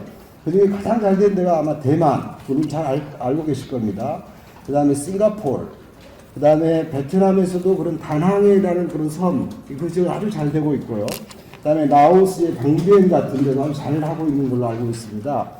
그래서 몰디브 같은 섬, 그래서 그런 지역으로 좀 방역이 우수한 지역으로 또한 상대적으로 사람이 좀 적게 모이는 곳, 그 다음에 한국에서 좀 직항으로 갈 수 있는 그런 노선, 또 공항에서의 그런 도시가 가까운 지역이라든가 여러 가지 고려를 해서 그런 지역부터 저희가 여행을 좀 허가해 주신다면 아마 우리는 여행 사업은 점진적으로 좀 개선이 되고 또 활성화될 거라고 보고 이걸로 해서 크게 여행 사업이 한번 활성화되기는 쉽지 않지만 그래도 여행사에 근무하시는 우리 직원들이 희망, 꿈을 가질 수 있다라고 저는 생각합니다. 아까 관광공사의 본부장님께도 말씀하셨지만 지금 굉장히 어려워하고 있습니다. 왜 어렵냐면 미래가 보이지 않기 때문에 어려워하고 있습니다. 그래서 오히려 정신적인 고통이 더 심한 상태이기 때문에 그나마 이런 트래블 버블로 인해서 또는 방역에 대한 표준안을 우리가 만들어서 그거를 지켜나가면 여행사에서도 이제는 우리도 뭔가 좀 곧 할 수 있겠구나 라는 그런 희망을 가질 수 있다고 생각하기 때문에 몇 가지를 제안드렸습니다. 감사합니다. 김영문 부회장님. 네, 안녕하세요. 웨이필드 호텔 사장 김영문입니다. 저는 사실 요새 관광업에 몸을 나가기가 쉽습니다. 저희도 굉장히 힘든데 나가면 저희가 제일 괜찮다고 그리고 저희도 많이 참으라고 해서 나가려고 하는데 저희 사람들끼리 그런 얘기를 합니다. 이게 언제쯤 괜찮아지겠냐? 그러면 국제선 비행기가 정상적으로 뜨고 3개월 정도 있어야 저희 호텔업을 그래도 자리를 잡아가지 않겠나. 근데 지금 현재도 지금 뜰 생각보다 아주 있지 않기 때문에 내년 상반기에도 역시 이 상태가 저희 호텔 업계로서는 지속된다고 그렇고 관광업 전체도 저도 그렇다고 봅니다. 근데 내년 그 3월이면 고용유지 지원금이 끝나고 또 3월부터는 저희가 관광지능기금 문제받은 상환도 풀립니다. 그러면 그때 되면 상당히 어려움이 있기 때문에 이걸 미리 선제적으로 좀 해결을 해주십사 부탁드립니다. 왜냐하면 지난번에 고용유지 지원금 그 연장할 때도 된다 안 된다 그렇게 애를 먹이다가 막판에 겨우 해주시는 이런 것들이 반복되지 않고 좀 안정적이고 예측 가능한 경영이 되도록 미리 좀 손을 써주십사 하는 게 말씀드리고요. 또 지원도 중요하지만 자체적으로 살아야 이 관광업의 생태계가 산다고 저는 생각을 합니다. 그러려면 어떤 방식으로든 비행기를 띄워야 된다고 생각을 합니다. 그래서 아까 최 본부장님이 말씀하셨던 트래블 버블이든 14일 자가격리 해제든 어떤 노력이든 해서 좀 해야 된다고 생각합니다. 해외에 있는 호텔이나 리조트들 안전한 곳 참 많습니다. 국내 호텔 리조트도 개인 집보다도 안전한 데가 훨씬 더 많이 있습니다. 많은 국제 기준에 의해서 그렇게 하고 있습니다. 예를 들어 그것이 부담된다면 국내 호텔 리조트 중에 그 외국인 전용으로 할 때를 신청을 받아서 그쪽에 하면 내국인에도 피해가 안 가고 얼마든지 진행할 수가 있습니다. 또 해외 리조트나 호텔들 중에서도 한국인 전용으로 신청을 받아서 진행하면 무리 없이 진행이 될 수 있다고 저는 생각을 합니다. 그래서 안 된다는 고정적인 생각을 가지고 자꾸 검토를 하시면 이게 안 될 거고 할 수 있다는 그런 생각을 하고 어떻게 할 것인가에 대한 지혜를 모을 때라고 저는 생각이 듭니다. 두 번째는 관광산업의 그 생태계를 보호하는 게 굉장히 중요하다고 생각을 했습니다. 사실 그전에는 계속 관광객이 늘었기 때문에 생태계에 대해서 저희 업종별로 그렇게 관심이 없었습니다. 저희 호텔들도 호텔 문을 열면 그냥 외국인이 알아서 찾아와 줬기 때문에 뭐 이게 여행사가 중요한지 항공업이 중요한지 생각할 필요도 없었거든요. 근데 이번에 이제 이런 사태를 맞이해서 아까 김 대표님도 말씀드렸지만 뭐 국내 호캉스를 아무리 하더라도 외국인이 들어와서 기본적인 수요를 채워지지 않으면 우리나라의 공급 물량 자체가 그 정상적인 경영을 영위할 수 없는 수준을 넘어 있습니다, 지금. 그래서 이 생태계를 보호하려고 그러면 무엇보다도 저는 그 특별 재난 지역도 선정을 하는데 관광업은 특별 재난 업종으로 선정이 돼야 된다고 생각합니다. 그래서 어떤 조건 없이 과감한 지원이 필요할 때라고 저는 생각이 들고요. 또 하나 심각한 문제는 지금 인재들이 관광업을 떠나고 있습니다. 이게 이제 계속되고 뭐 계속 유급휴직에 급여도 제대로 못 주고 이러니까 인재들이 떠나고 있기 때문에 이 문제는 나중에 우리가 정상화돼도 관광 경쟁력에 있어서 굉장히 마이너스 요인이 된다고 생각합니다. 그래서 이런 인재들을 지켜내고 생태계를 유지하기 위해서는 좀 과감하게 지원을 해줄 그런 시점이라고 저는 생각이 듭니다. 네, 감사합니다. 그러니까 오늘 여기 와주신 분들이 실질적으로 여행으로 몸담고 계신 분들 대화에서 계셨고 관련된 정책이나 제도에 대해서 해주신 분들이 다양한 분들 와주셨는데 저는 어떻게 보면 이 업계에 몸담고 있는 사람이 아니고 또 정부나 이쪽에 있는 것도 아닙니다. 기업들을 컨설팅하고 그리고 관련된 정보부처나 공공기관들을 컨설팅하고 있고 특히 이제 이 업계에 계신 분들 많이 중요한 말씀 해주셨는데 우리가 관광 여행업이 왜 중요하고 왜 지원을 해줘야 되는가에 대한 가능성을 한번 차원에서 말씀을 드리고자 합니다. 따라서 일단은 그러기 위해서는 지금 변화하고 있는 이 환경이 너무나도 급박하고 빠르게 돌아가고 있기 때문에 지금 당장 지금 말씀하신 분들은 어떻게 보면 제도적인 측면, 트레이너업을 좀 그렇고요. 그리고 또 제도적인 부분, 지원에 대한 부분 이런 것은 지금 당장 단기적으로 좀 정책이 필요하고 지원이 필요한 부분이고요. 저는 어떻게 보면 이 단계를 넘어서 포스트 코비드에 우리가 대응하기 위한 방안으로 직접 침방안에 대해서 말씀드리겠습니다. 일단 여기 계신 분들 어느 정도 수준으로 우리나라를 생각하시는지 모르겠는데 우리나라의 디지털 역량 수준이 어느 정도 된다고 생각을 하시고요. 저희들이 우리나라에서만 생활하고 뭔가 일을 하고 이러다 보면 실제 그 수준을 정확히 모릅니다. 실제 우리가 해외에 나가고 우리나라 생활하고 일을 하다 보면 업무 환경이라든지 산업 생태계에서 어떤 것들 디지털화 부분에 있어서 글로벌 기구라든지 공신력 있는 해외 기관들에서 조사하에 따르면 우리나라가 거의 글로벌 탑 랭킹 수준입니다. 이 부분은 민간 수준뿐만 아니라 우리 디지털 정보, 정부에서 추진하고 있는 디지털 정보, 그리고 국민들의 디지털 역량도 수준, 그리고 민간 기업들의 디지털화, 그리고 준비도 수준, 다양한 인덱스를 조사해 봤을 때 우리나라 그 수준에 있어서 글로벌 탑 랭킹에 있는 상황입니다. 저희가 우리나라 국제적 위상에 대해서 많이들 말씀하시는데 실질적으로 국가 브랜드, 내셔널 브랜드 위치를 보면은 이미 18년도까지는 저희 나라가 10위권 안에도 없었습니다. 18년도에 우리나라가 처음 랭킹 10위 안으로 들어갔는데 여기에 가장 큰 인덱스의 차이 변화를 많이 준 게 바로 디지털 역량 수준 분야였고요. 19년도에는 9위에 랭크가 됐고 20년에 제 개인적 소망입니다만 적어도 한 5, 6위 정도 수준 올라오지 않을까. 이 부분에는 K방역 부분도 있고 K컨텐츠 부분도 있고 다양한 어떤 우리나라의 강점들, 요인을 줄 수 있는 인덱스가 많이 영향을 미칠 것 같습니다. 보시다시피 우리나라 지금 현재 디지털화 수준, 왼편에 보시는 건 OECD에서 발표한 10월달에 발표한 가장 최신의 전 세계 국가 대상으로 해서의 디지털 정보 성숙도 수준입니다. 우리나라가 1위를 차지했고요. 제가 글로벌 무슨 모임에 가서 저희 온라인으로 하는 게 있는데 우리나라가 1등했다고 제가 막 자랑하면서 많은 베스트 프랙티스들이 코리아에 있다 답변을 써놨더니 깜짝 놀래 하루 지나서 봤더니 거기 답변이 댓글이 20, 30개 넘게 달렸어요. 뭐냐면 여기 지금 우리나라 밑에 있는 영국이라든지 덴마크, 특히 일본, 스페인 이런 다양한 나라들 소위 얘기하면 우리가 디지털 선진국이라고 얘기하는 국가들보다 왜 되는지에 대한 사례 요청하는 댓글이 상당히 많았고요. 특히 이제 우리가 디지털 한국이라고 벤치마킹 대상으로 삼았던 에스토니아라고 있습니다.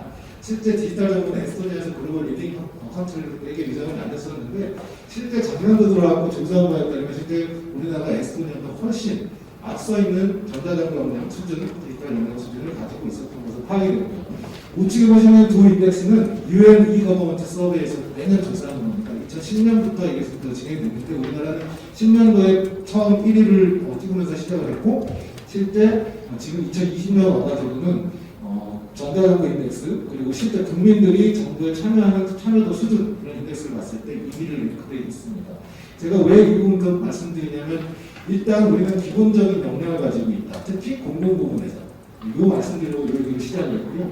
그렇다고 그러면 코비드-19 위험들 자, 코비드-19 여파로 저희 여행업도 관광업도 어렵지만요. 실제 다른 데 가보면 지금 제조기업들 더 어렵습니다. 철강, 반도체, 그리고 기타 제조업들, 그리고 소부장이라는 소재 부품 장비업체들. 저희가 여행업계만 지원하려고 이쪽에서는 업계에서 얘기하지만 실제 우리나라 주축을 담당하고 있는 저희 전체 국가경제에 기여하는 GDP, 기여도가 높은 산업들 상당히 더 어렵습니다. 그러면 우리는 일단 그 어려움에 그 환경 안에서 우리 관광 여행업계의 강의성, Y 여행업 지원이라는 것들을 먼저 정립을 해야 될 필요가 있고요. 그 말씀을 드리기 위해서 이 부분을 말씀드립니다. 자, 코비드-19 당연히 어렵습니다.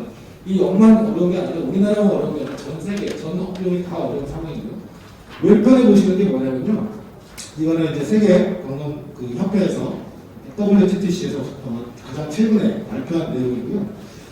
각 국가별로 관광 여행 업종이 그 나라에 미치는 GDP, 경제적 기여도에 미치는 순위에 따라서 코비드 포스트 19, 코로나가 어느 정도 영향을 주느냐, 그 국가의 경제에요.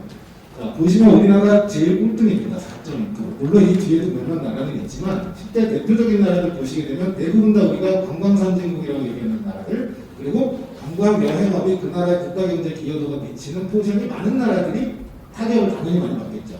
그래서 보시다시피 멕시코, 스페인, 이탈리아, 중국, 호주, 독일, 영국, 미국, 프랑스 그리고 정말 가고 싶어하는 나라들이죠. 여행객들이 많이 가고 그리고 이 나라에서 실제 여행 관광객이 전체 GDP에 차지하고 있는 비중은 보통 평균적으로 15%에서 20%까지 가는 나라들입니다. 우리나라 어느 정도 되는지 아시죠? 평균적으로 2.7%에서 3% 정도 나옵니다. 전체 국가 경제에 기여하는 관광여행 기업입니다. 근데 그 거꾸로 뒤집어 생각해보면 현재까지는 관광여행업이 포인트를 중심 각광을 받지 못하고 있었던 게 사실이고 하지만 이 코비드-19이 오히려 저희들 생각에는 오히려 지금 정말 대단한 기회고 이 기회를 바탕으로 우리는 오히려 코비드-19 때문에 우리만 생각할 게 아니라 여행이라는 것은 우리만 생각하는 게 아니라 아웃바운드 그렇다면 나가는 것들 또 인바운드 해외인 것들이 들어와야 되는데 그렇다 그러면 실제 우리는 코비드-19의 이 업계 자체는 글로벌리 봤을 때는 타격이 상대적으로 적게 받을 것이다 라는 얘기가 되겠고요. 우측에 보시는 인덱스들도 다 마찬가지입니다.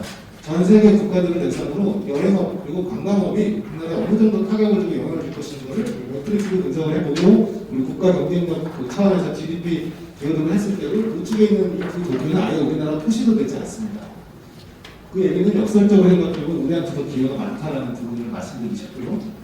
다음, 코비드-19으로 그러면 우리 여행업 진짜 이대로 그냥 무너져야 되냐, 포기해야 되냐. 자, 저희가 이제 낙관적 시나리오, 기본 시나리오로 코비드-19에 대한 포스트 코비드 전략을 수립하기 위해서 다양한 산업군별로 글로벌 리서치를 한번 해봤었습니다. 이건 저희 회사가 글로벌 리서치 센터에서 진행한 부분인데요. 각 나라별 대국별로 했었고 산업군별로 쭉 나눠서 했었는데요. 자, 보시다시피 유통, 오프라인, 항공여행, 호텔 산업군은 코비드-19의 가장 타격을 심하게 받을 것이다. 이거는 낙관적 시나리오고 비관적 시나리오도 상관이 없었습니다. 우리나라뿐만 아닙니다. 중국, 미국, 유럽 다 마찬가지로 엄청난 타격을 받을 것인데 자, 여기 보시게 되면 밑에 통신, 미디어, 엔터테인먼트, 유통, 온라인 산업 코비드-19 때문에 어떻게 됐을까요? 이쪽 산업군은 오히려 엄청난 붐업이 일어나고 있습니다. 이건 전 세계적이에요. 전 세계적인 GBC, 즉 글로벌 공급망 체인 관점에서도 특히 온라인 커머스, 이커머스 산업 쪽, 그리고 유통 온라인, 특히 엔터테인먼트, 미디어, 콘텐츠 산업 같은 경우는 지금 이 코비드-19를 어마어마한 기회를 두고 있고 실질적으로도 지표상으로도 관련된 기업들의 매출이 어마어마하게 점프하고 있습니다. 자, 우리나라 어떨까요? 산업. 항공, 여행, 유통 이쪽만 보게 되면 당연히 우리는 타격을 많이 받는다고 얘기할 수 있습니다. 다음, 우리나라가 글로벌의 핵심 경쟁력을 갖고 있고 상대적 경쟁력을 갖고 있는 산업군. 자, 보십시오. 유통 온라인, 통신 미디어, 엔터테인먼트. 우리나라 수준이 정말 높습니다.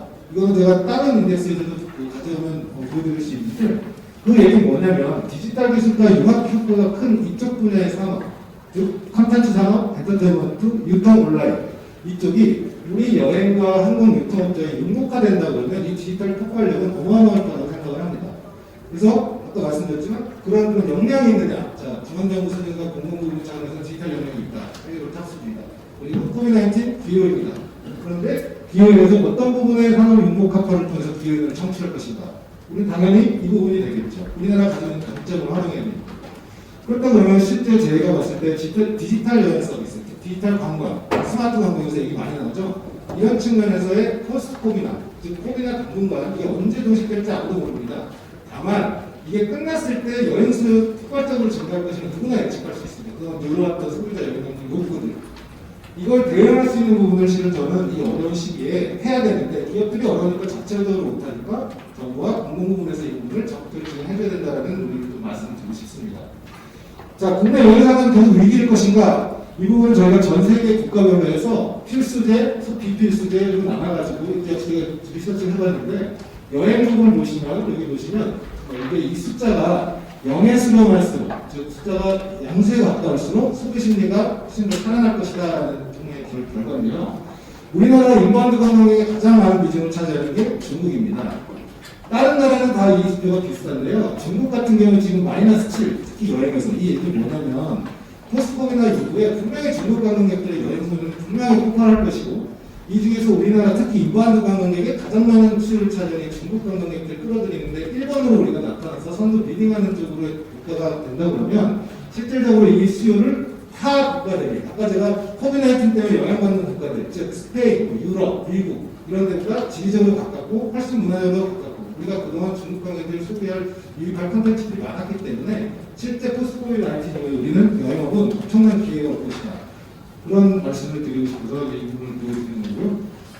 실제 기술학에 따른 여행 패러다임 분야는 뭐 아마 여기 계신 분들 더 잘하실 거니까 제가 짧게 넘어가겠습니다. 초연결, 초민화, 초융합화 여행업뿐만 아니라 호텔업이나 카지노, 항공업에서도 다양하게 준비를 하고 계시고 실질적으로 일반 기업체에서 많이 진행을 해왔습니다. 그런데 지금 부분들을 진행하려고 그러면 자본이 있어야 되고 인력이 있어야 되고 이런 것들이 있는데 실제 코로나 사태 때문에 팬데믹 현황 때문에 지금 이런 상황들이 진행되는 게 중단되거나 연기되거나 지금 이런 상황이죠. 여행의 행태 변화도 실제 아까 어떤 분께서 말씀 주셨는데 여행사의 앞으로의 역할 변화 그리고 기능 변화 이 부분에 상당히 많은 시각점을 줍니다. 저희가 FIT 시장 즉 개별 관광객이나 여행이 늘어날 수 있다는 얘기를 10년 전부터 했었고요. 저희뿐만 아니라 업계에 계신 분들 다 더 잘 알고 계시고요. 그런데 우리 준비하지 못했습니다. 왜 준비하지 못했냐? 아까 말씀드렸지만 우리나라에서 여행이나 관광을 산업의 중요성으로 보는 게 실제 없었습니다.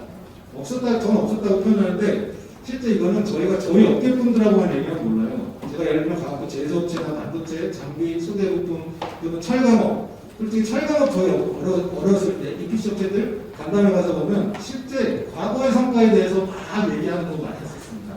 과거에 됐는데 상황이 시장이 이렇게 돼서 지원해주지 이런 거 되게 많았습니다. 어느 곳에서도 여행과 관광산업에 대한 중요성과 그 지원 필요성을 얘기한 적이 없었고요. 그런데 FI 여행객들, 즉 개별 관광객은 상당히 계속 늘어나고 있었거든요. 이게 엄청나게 여행업 또는 관광업에 종사하시는 기업에게는 상당히 중요한 포인트였음에도 불구하고 실제 그 변화에 대응하거나 이런 부분은 상당히 좀 느렸던 부분이 있고요. 이러다 보니까 실질적으로 저희들의 여행업계에서 그 여행 소비자들의 니즈를 충족해 줄 수 있는 부분들이 많이 떨어지고 있죠. 자, 제가 정보의 비대칭성이라는 말씀을 항상 이런 산업 생태계나 활성화 전략을 말씀드리는데요. 자, 저희가 서비스를 제공하고 상품을 판매하는 대상, 즉 소비자들, 여행객이나 관광객들한테 공급자 입장에서 생산자 입장에서 많은 정보를 갖고 있어야 이게 사업이 비즈니스가 성립이 됩니다. 자, 우리가 핸드폰을 사용하고 그 자동차를 타죠. 소비자들 요새 많이 알고 있지만 그럼에도 불구하고 새로운 신기술, 자율주행차라든지 그다음에 또 반도체 기술 일반 소비자가 잘 몰라요. 정보 공유 잘 할 수 없습니다. 자, 여행은 어떨까요? 여행과 관광. 실제 디지털 기술 환경이 발전되면서 가장 큰 타격을 입는 산업군이 저는 여행과 관광이라고 봅니다. 아마 여기 계신 분들 처음 우리가 어디 이태리에 있는 섬을 갑시다 했을 때 인터넷만 쳐보면 정보 다 나오죠. 자, 이 정보의 비대칭성이 정말 중요합니다. 산업의 활성화를 조성하고 이 생태계를 활성화시키기 위해서는 정보의 비대칭성을 절대 결국 소비자들한테 리딩권을, 주도권을 주게 해서는 절대 이 산업 발전을 발전할 수 없습니다. 그런데 이미 여행이나 관광업계는 보시다시피 뮤추얼리즘, 하이퍼 퍼스널리제이션 이거 업계에서 얘기 되게 많이 하십니다. 초개인화 이게 왜 가능한지를 생각해보면 실제 이미 너무 많은 정보들이 우리 여행객들한테 가 있고 소비자들 우리 여행업계나 관광기업에서 제공해주는 정보와 서비스들 소비자들은 훨씬 많이 알고 있는 경우가 상당히 많습니다. 그런 트렌드를 지금 빠르게 진화 중이고 이런 트렌드를 감안해서 좀 말씀드리고 싶었고요. 관련해서 저희가 어쨌든 정부와 공공부문에서 얘기하는 스마트 또는 디지털, 업계의 어떤 디지털화를 위한 지원 사항을 또 사례들로 저희가 좀 보면 스페인 같은 경우 이렇게 전체 스페인 관광산업 혁신주도하는 협회 차원에서 전체적인 빅데이터 관광관리 시스템을 구축을 해가지고 진행을 하고 있고요. 업계들한테 제공해주고 있고 싱가포르 저희가 항상 성공 사례로 가장 얘기하는 게 가장 얘기 많이 하고 있는 사례가 싱가포르입니다. 싱가포르 전체적으로 투어리즘 인포메이션 서비스 허브를 만들어서 통신, 카드사, 호텔연사 또는 앱 개발자, 서비스 개발자들, 기업들에게 정책 공보 도움이라든지 새로운 마케팅 컨텐츠 생산을 지원을 하고 있습니다. 관련해서 다양한 마케팅 활동들을 관련할 수 있게 하고 있고요. 자, 제가 다음으로 결론적으로 좀 넘어가기 전에 제가 이제 디지털 때 여행 소비자 관련해서 좀 말씀드리는데 저희가 너무 업계 차원에서만 생각하다 보면 실제 새로운 아이디어가 나오는 한계가 있습니다. 우리 여행 소비자들이 어떻게 변화를 하고 있는지 여기서부터 시작을 주목을 해야 될 필요가 있고요. 보시다시피 이미 우리가 많이 알고 있는 많은 다양한 정보 제공자와 여행, 온라인 관광 관련된 플랫폼들이 있습니다. 특히 아까 또 어떤 분이 말씀해 주셨는데 글로벌 OTA들이 사업 성장하는데 정부 지원이나 아니면 그 나라의 어떤 혜택 때문에 그게 성장을 했을까요? 절대 아닙니다. 이용 소비자들의 패턴 변화를 먼저 예측해서 그들이 원하는 니즈와 페인 포인트를 먼저 제공해줬기 때문에 그게 가능했던 거고요. 너무나 쉽게 지금 그러한 소비 포인트들을 제공받을 수 있습니다. 소비자들이. 즉 정교한 일정, 짧은 여행, 즉시 예약해서 떠나는 여행, 인접국가로 떠나는 영내 여행 이런 게 다 가능해졌다는 것이고 실제 소비자들이 엄청나게 똑똑해졌기 때문에 아까 말씀드린 정보의 예측성, 정보를 가지고 있는 게 여행사나 관광객보다 많이 갖고 있는 인플루언서들이나 블로거들 관련된 개인들이 많습니다. 여행객들의 특히 의사결정에 가장 큰 영향을 미치는 게 이제 요새 SNS죠. 이게 SNS를 실제 당연히 기업에서도 많이 활용을 하고 계시고 중에서는 알고 계시라고 생각을 하는데 실질적인 수치로 봐도 48% 59대 즉 여행이라든지 모든 그 소비자 경험에 있어서 관광 여정이라고 얘기하는데 여행을 준비하고 비교 검색해서 계획하고 실제 특히 예약하고 실행하고 공유 확산하는 데까지 50% 이상이 전반적으로 SNS 채널 활용하고 온라인 플랫폼을 공통적으로 활용하고 있습니다. 자, 이런 상황에서 제가 이제 크게 세 가지 신용 성공 요인을 좀 뽑아서 말씀드렸는데요. 첫 번째는 뭐냐면요. 유관기업 산업생태 있고요. 왼쪽 아래에 있는 빨간색 네모박스가 이런 정보 실체 그리고 공공부문 역할을 가장 핵심적으로 지금 단계에서 해줘야 될 사항이라고 생각을 합니다. 뭐냐면 데이터의 생산과 여행 데이터의 통합관리를 위한 플랫폼 구축입니다. 물론 지금 관광공사와 문체에서 관광 빅데이터 플랫폼 구축을 위한 기획을 하고 있는 걸로 저는 알고 있는데 실제 이 데이터의 구축이 문제가 아니라 이 유지 관리되고 산업 생태계에 있는 이해관계자들이 전반적으로 혜택을 받을 수 있게 제공이 돼야 되고 공유가 돼야 됩니다. 이 뒷부분에 인포메이션, 즉 정보와 진화와 인텔리전스 부분은 가만히 놔둬도 제가 개인적 의견입니다만 아마 다른 사람들도 마찬가지일 거예요. 가만히 놔둬도 우리나라 지금 여행업계 그리고 관련된 그 스타트업들, 기업들, 역량 있는 기업들이 상당히 많습니다. 이미 우리나라에서 플레이만 하는 게 아니라 실제 여행 플랫폼, 관광 플랫폼 만들어가지고 해외에 직접 해가지고 연계시켜가지고 할 수 있는 기업들이 상당히 많고 다만 그 부분은 그래서 저는 민간주도 할 수 있는 영역이라고 생각을 합니다. 그래서 정보자체 이런 부분에 관련 데이터 표준화라든지 그리고 온갖 지자체에 퍼뜨려져 있고 관리되지 않고 있었던 데이터 공유 체계, 연계해주는 거 이런 것만 잘 관리해줘도 실제 포스트 코비드, 아까 말씀드린 코로나가 지난 이후에 언제 정상화될지 모르겠습니다만 그 이후에 기업들이 실제 이 시장에 뛰어들어서 말씀드렸다시피 여행 소비자가 가지고 있지 못한 정보 제공을 해줄 수 있는 게 핵심 힘입니다. 그 부분을 정부 부문에서 지금 단계에서 적절하게 해줘야 된다고 생각합니다. 그래서 실제 이 디지털 산업 생태계 전체 디지털화의 첨단을 제시하는 게 공공 부문의 가장 큰 역할이라고 생각을 하고 있고요. 두 번째는 컨텐츠, 차별적 컨텐츠 구체화인데 이 부분은 실제 공공 부문의 역할이라기보다는 이 부분은 이제 민간 부문의 역할이죠. 그래서 여행 기업, 관광 기업 이 부분인데 실제 제가 이걸 왜 말씀드리냐면 다양한 말을 왜 말씀드리냐면 여기 보시면 교통정보, 행정정보, 환경정보, 문화정보, 재정보 있잖아요. 이게 다 민간 기업들이 접근하기 쉽지 않은 정보들입니다. 그리고 데이터를 취득했다 하더라도 이 데이터 표준화가 안 돼 있고 연계 방안이 없기 때문에 기업 입장에서 활용할 수 없는 데이터들이 상당히 많아요. 자, SK텔레콤이나 LG 플러스 또는 KT 이런 대형 굵직굵직한 플랫폼 사업자들이라든지 아니면 대형 기업들은 실제 이거를 과거부터 쭉 관련된 정보 데이터들을 알아서 취합해서 그 부분을 표준화시키고 본인들의 수익 모델과 사업 모델을 포커싱해서 연계시킬 수 있는 연계 방안까지 해놨습니다. 그런데 문제는 특히나 여행업계와 관광업계에 있는 기업을 상당히 영세하기 때문에 이 부분들은 실제 다양한 관련된 환경정보, 행정정보 이런 거 하나 솔직히 획득하기도 쉽지 않은 상황입니다. 정부와 이런 그 정부와 지자체, 그 대중분의 해제될 부분들은 민간 쪽에서 차별적인 콘텐츠를 구체화하고 먼저 선제적 제시를 할 수 있게 이런 다양한 공공정보들, 공공 데이터들을 취합해주고 문화관광 쪽과 연계시켜서 제공해 줄 수 있는 이게 필요하다는 걸 좀 말씀드리고 싶고요. 마지막으로 지역 콘텐츠 디지털 확산인데요. 앞서 말씀드렸지만 디지털 매체들과 플랫폼의 중요성을 아마 누구나 다 잘 알고 계시고요.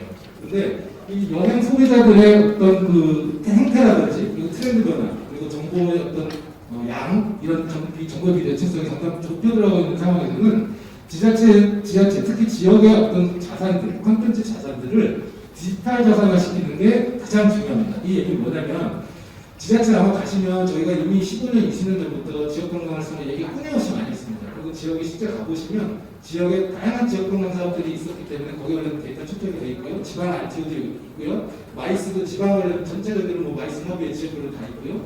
문제는 뭐냐면 실제 기업들이 우리 여행이나 관광업계 기업들이 이걸 활용을 제대로 할 수 있어야 되는데 각각 예를 들면 A 지자체와 B 지자체의 데이터 연결을 할 수가 없어요. 기업 입장에서. 근데 요새 관광객들 어떻게 한 군데 가가지고 머물러 있는 특성만 가지고 있어도 상관이 없는데 다 이동을 합니다. 이동을 하고 다음 넥스트는 어디고 이런 게 있어서 다 이런 데이터에 연계가 돼야 되는데 실질적으로 기업 입장에서 지역의 콘텐츠를 활용하고 이용하려고 들어가서 보면 실질적으로 그 기업, 그 지자체 어떤 사용할 수 있는 가용성 데이터의 콘텐츠가 디지털화되어 있지 않은 부분이 상당히 많다는 거죠. 이제 이 부분을 마지막 성공률을 좀 말씀드리고요. 참고적으로 제가 이제 여행 빅데이터를 표현했는데 실제 이 부분은 제가 이제 관광 빅데이터 플랫폼을 기획하는 부분을 관광사 자문을 드리면서 제시했던 큰 그림입니다. 공공 부분, 당공 부분에서 보시다시피 관광거점 도시, 지역 축제, 그다음에 뭐 국제관광 도시 지금 뭉쳐버린 지금 차원에서 상당히 많은 기획들을 사업 기획들을 하고 있습니다. 이게 그냥 단순하게 일회성으로 끝나면 아무 의미 없다고 생각하고요. 여기서 나온 연계사업 정보 데이터베이스 해야 되고요. 그리고 또 스마트 관광도시 문체를 추진하고 있는 스마트 관광도시 계속 늘려나갈 건데 거기서 나온 데이터를 지역 플랫폼 활용해가지고 올려주고 여행 콘텐츠 쪽에서 나오는 부분을 실제 민간 기업에서 당연히 제공을 해줘야 되는 부분이기 때문에 그건 상당히 여행 콘텐츠 관련된 부분 우리 기업 입장에서 굉장히 충분하다고 생각을 하고요. 이런 것들이 모아져야 통합 데이터가 모아져야 전체 데이터 플랫폼 우측에 보시는 내부 DB와 외부 DB를 활용해서 실제 이용자들한테 제공을 해줄 수 있는 큰 그림이 됩니다. 그래서 정부에 아까 제가 디지털 확산을 위해서 청사진 제시라는 거 말씀해드렸는데 실제 청사진을 제시를 한다 그러면 그 이후에 국제적인 시행 단계는 이 그림 안에서 이해관 계열들을 참여시켜서 유도해서 진행하는 그런 것들이 매우 필수적인 요건이라고 생각을 하고 있습니다. 이상 발표 마치겠습니다. 감사합니다. 네, 야노자 신성철입니다. 시간이 많지 않기 때문에 좀 간단히 하겠습니다. 야노자는 해외에 있는 OTA들이 이미 국내에 진출도 해 있고 에어비앤비 같은 큰 회사들도 있지만 대한민국에서 숙박과 레저가 가장 많이 예약되는 서비스입니다. 어쨌거나 앞으로 분명한 건 여행은 다시 시작될 건데요. 그러면 여행이 다시 시작될 때 누구부터 할 거냐? 당연히 밀레니얼 세대, MZ 세대 이런 젊은 분들이 먼저 하겠죠. 이 젊은 분들이 다시 여행을 즐길 수 있는 준비가 되어 있느냐라고 하는 부분이 굉장히 중요하다고 생각하고요. 저는 거기에서 이제 세 가지가 굉장히 중요하다고 생각했습니다. 첫 번째는 이제 비대면화인데 외국인이 다시 오든 국내에 있는 사람들이 국내 여행을 하든 간에 지금 강릉에 있는 호텔 주말에 가보시면요. 호텔 로비에서 체크인을 하기 위해서 장사진을 치고 30분을 기다려야 됩니다. 이런 환경은 앞으로 반복되지 않아야 되기 때문에 키오스크로 셀프 체크인하고 이런 환경들을 좀 빠르게 구축할 필요가 있다고 생각합니다. 두 번째는 이제 모바일 온리인데 이 젊은 분들은 여행에 대한 욕구도 모바일에서 만나고 모바일에서 예약을 하고 모바일로 찾아가서 모바일 폰으로 이제 현장의 사진을 SNS에 올리고 이게 계속 이제 반복되는 사람들인데 과연 우리나라의 이제 여행 상품들은 이렇게 모바일 친화적으로 과연 잘 되어 있는가를 좀 생각해 볼 필요가 있다고 생각하고요. 마지막으로 이제 숙박, 레저, 교통 사이의 시밀스한 연결이 굉장히 중요합니다. 김정여 장모님도 굉장히 많이 강조를 해주신 부분인데, 결국 앞으로의 이제 여행 상품은 사람이 묶어서 패키징을 하는 것보다는 내가 필요로 할 때 다이내믹하게 패키징되는 기계가 패키징을 나를 알고 해주는 이런 부분이 굉장히 중요하다고 생각합니다. 그래서 이 숙박하고 레저하고 교통 사이가 실시간으로 얼마나 잘 예약될 수 있는가가 구축되는 게 굉장히 필요하다고 생각을 하고요. 이거를 지금 우리나라에서 예를 들어서 이제 이 여행을 하기 위해서 숙박, 레저, 교통을 하려고 하면은 굉장히 다양한 서비스들을 다운받아서 예약을 해야 되고 이런 불편함들이 해소가 돼야 된다고 생각합니다. 이상입니다. 여가 액티비티 플랫폼 크릭을 운영하고 있는 윤수열입니다. 반갑습니다. 저도 짧게 간단하게 좀 말씀드리려고 하는데요. 일단 저희가 디지털 전환 관련된 논의이다 보니까 그런 쪽에서 말씀드리면 김정래 상무님께서 말씀하신 거랑 좀 연결이 되는데 데이터 구축 활성화가 굉장히 중요한 것 같습니다. 저희가 아까 말씀드린 것처럼 수요자들의 데이터를 저희 같은 스타트업에서는 굉장히 많이 분석을 하고 그거에 대한 관심사나 여러 가지 정보를 분석하고 있는데 실제로 여행 콘텐츠, 공급자에 대한 데이터는 많이 부족한 상황이거든요. 그래서 데이터를 분석해서 공급을 해야 되는데 데이터가 연결이 안 되면 사실 연결고리가 끊어지는 거잖아요. 그래서 공급자들의 데이터, 특히나 그 지자체에 있는 그 관광 관련된 DB나 데이터가 많이 부족한 상황입니다. 그런 것들을 하나하나 다 발로 찾아서 작은 인력으로 다 이런 걸 개발해야 되기 때문에 이런 것들이 좀 잘 정비가 된다면 훨씬 더 좋은 콘텐츠를 개발할 수 있을 거라고 생각이 들고요. 특히 이런 것들을 저희 같은 플랫폼 업체들이 많이 하고 있습니다. 지금은 발로 뛰어서 모든 DB들을 확인하고 어떻게 보면 지방에 있는 숙소 같은 DB는 야놀자에서 찾으면 더 많은 정보를 얻을 수 있는 것처럼 이런 것들을 더 잘 구축할 수 있도록 정부에서 이런 플랫폼 기업들과의 협업이나 많은 지원이 있으면 좋겠다는 생각이 들고요. 두 번째로는 컨텐츠 개발, 제대로 된 컨텐츠 개발 포인트인데 지금은 사실 누구나 여행 컨텐츠를 만들 수 있는 시대라고 보고 있습니다. 예전에는 에이전시나 어떤 하나의 특정 기관들이 뭔가를 쥐고 있다면 지금은 어느 누구나 할 수 있습니다. 대구에 있는 치킨 투어가 BTS가 고양이 여행 상품이 되고 이런 시대이기 때문에 그렇게 되기 때문에 지금 저희가 하고 있는 관광도래라든지 로컬 크리에이터 사업들이 훨씬 더 활성화가 되고 이를 또 관광 벤처들이나 아니면 여행 업체들과 더 협업이 더 잘 가능하게 되면 더 좋을 것 같고요.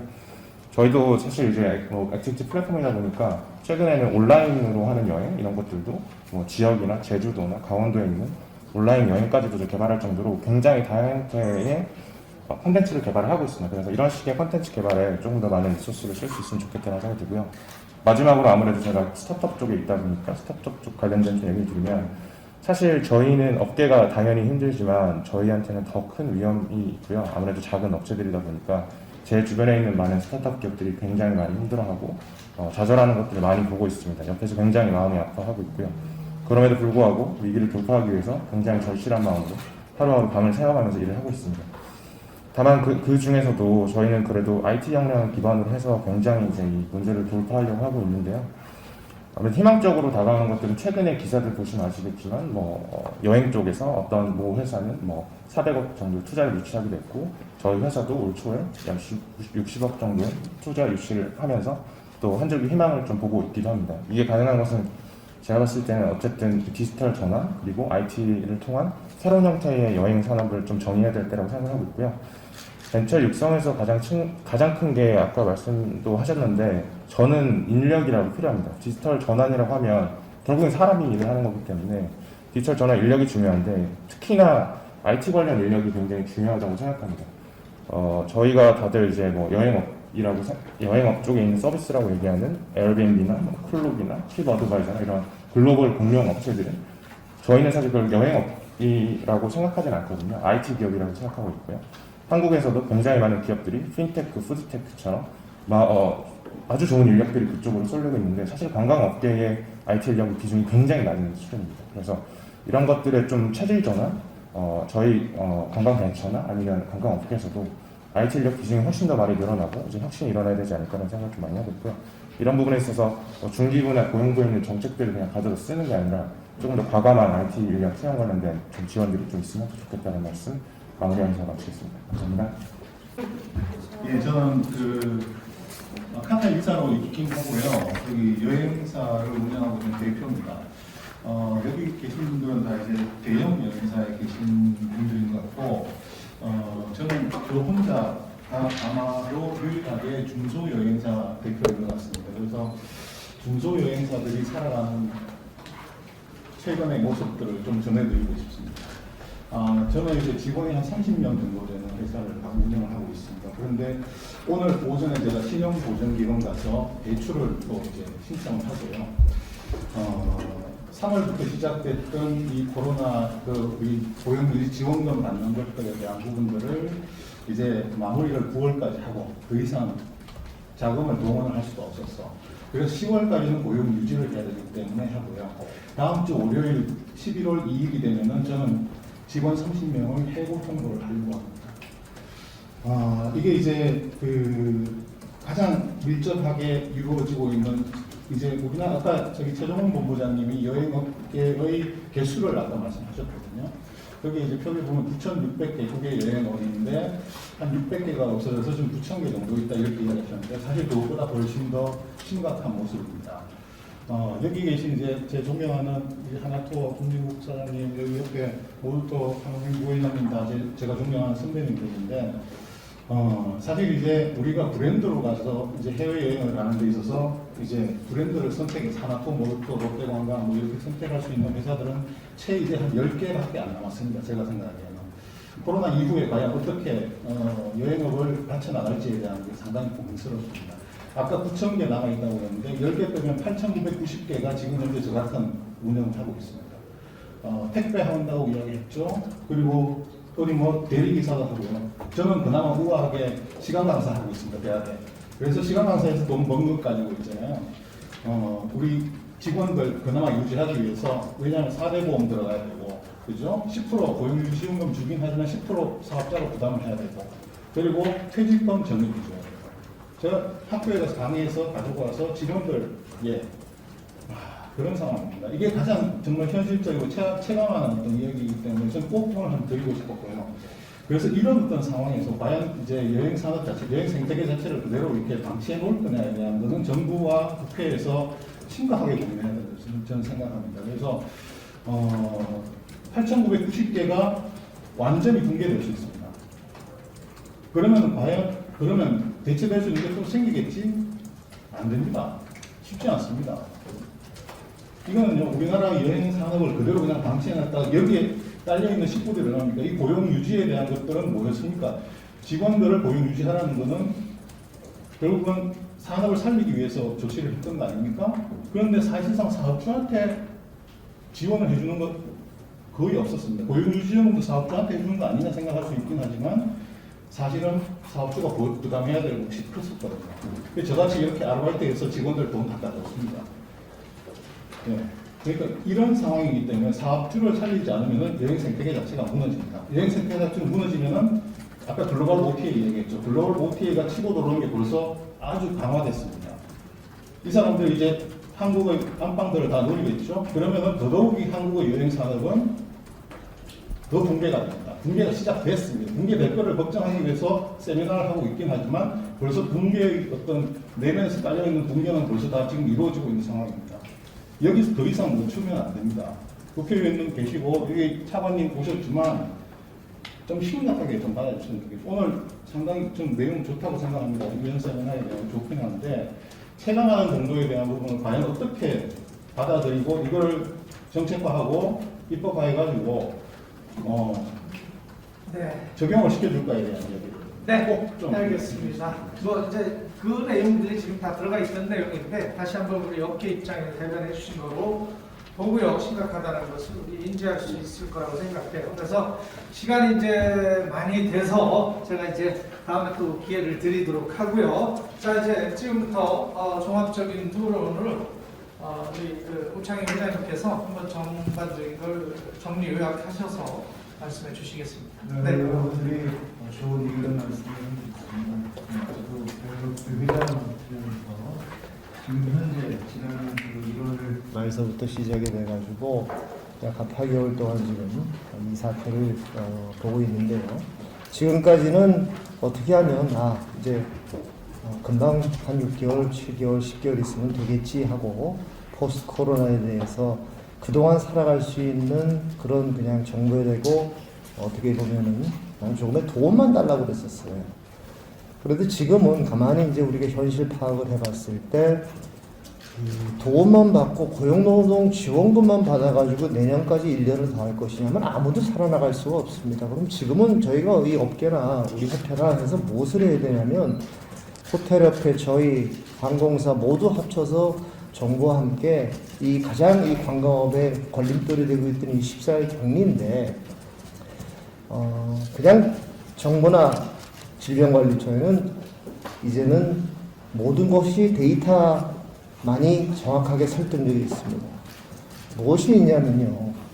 지금 저희가 4월 1일서부터 대한민국에 입국하는 외국인들이 지금 격리시설에 가서 14일 격리를 하고 있습니다. 여러분들 요새 보시면 매일 확진자 발표를 하는데 우리나라 이제 국내가 있고 해외 입국자가 있는데 이게 한 10명, 20명인데 이 추이를 봐야 되는 겁니다. 뭐냐면 단기 입국자 중에서 14일 격리를 하고 있는 사람들 중에서 매일 몇 명의 사람들이 나타나냐.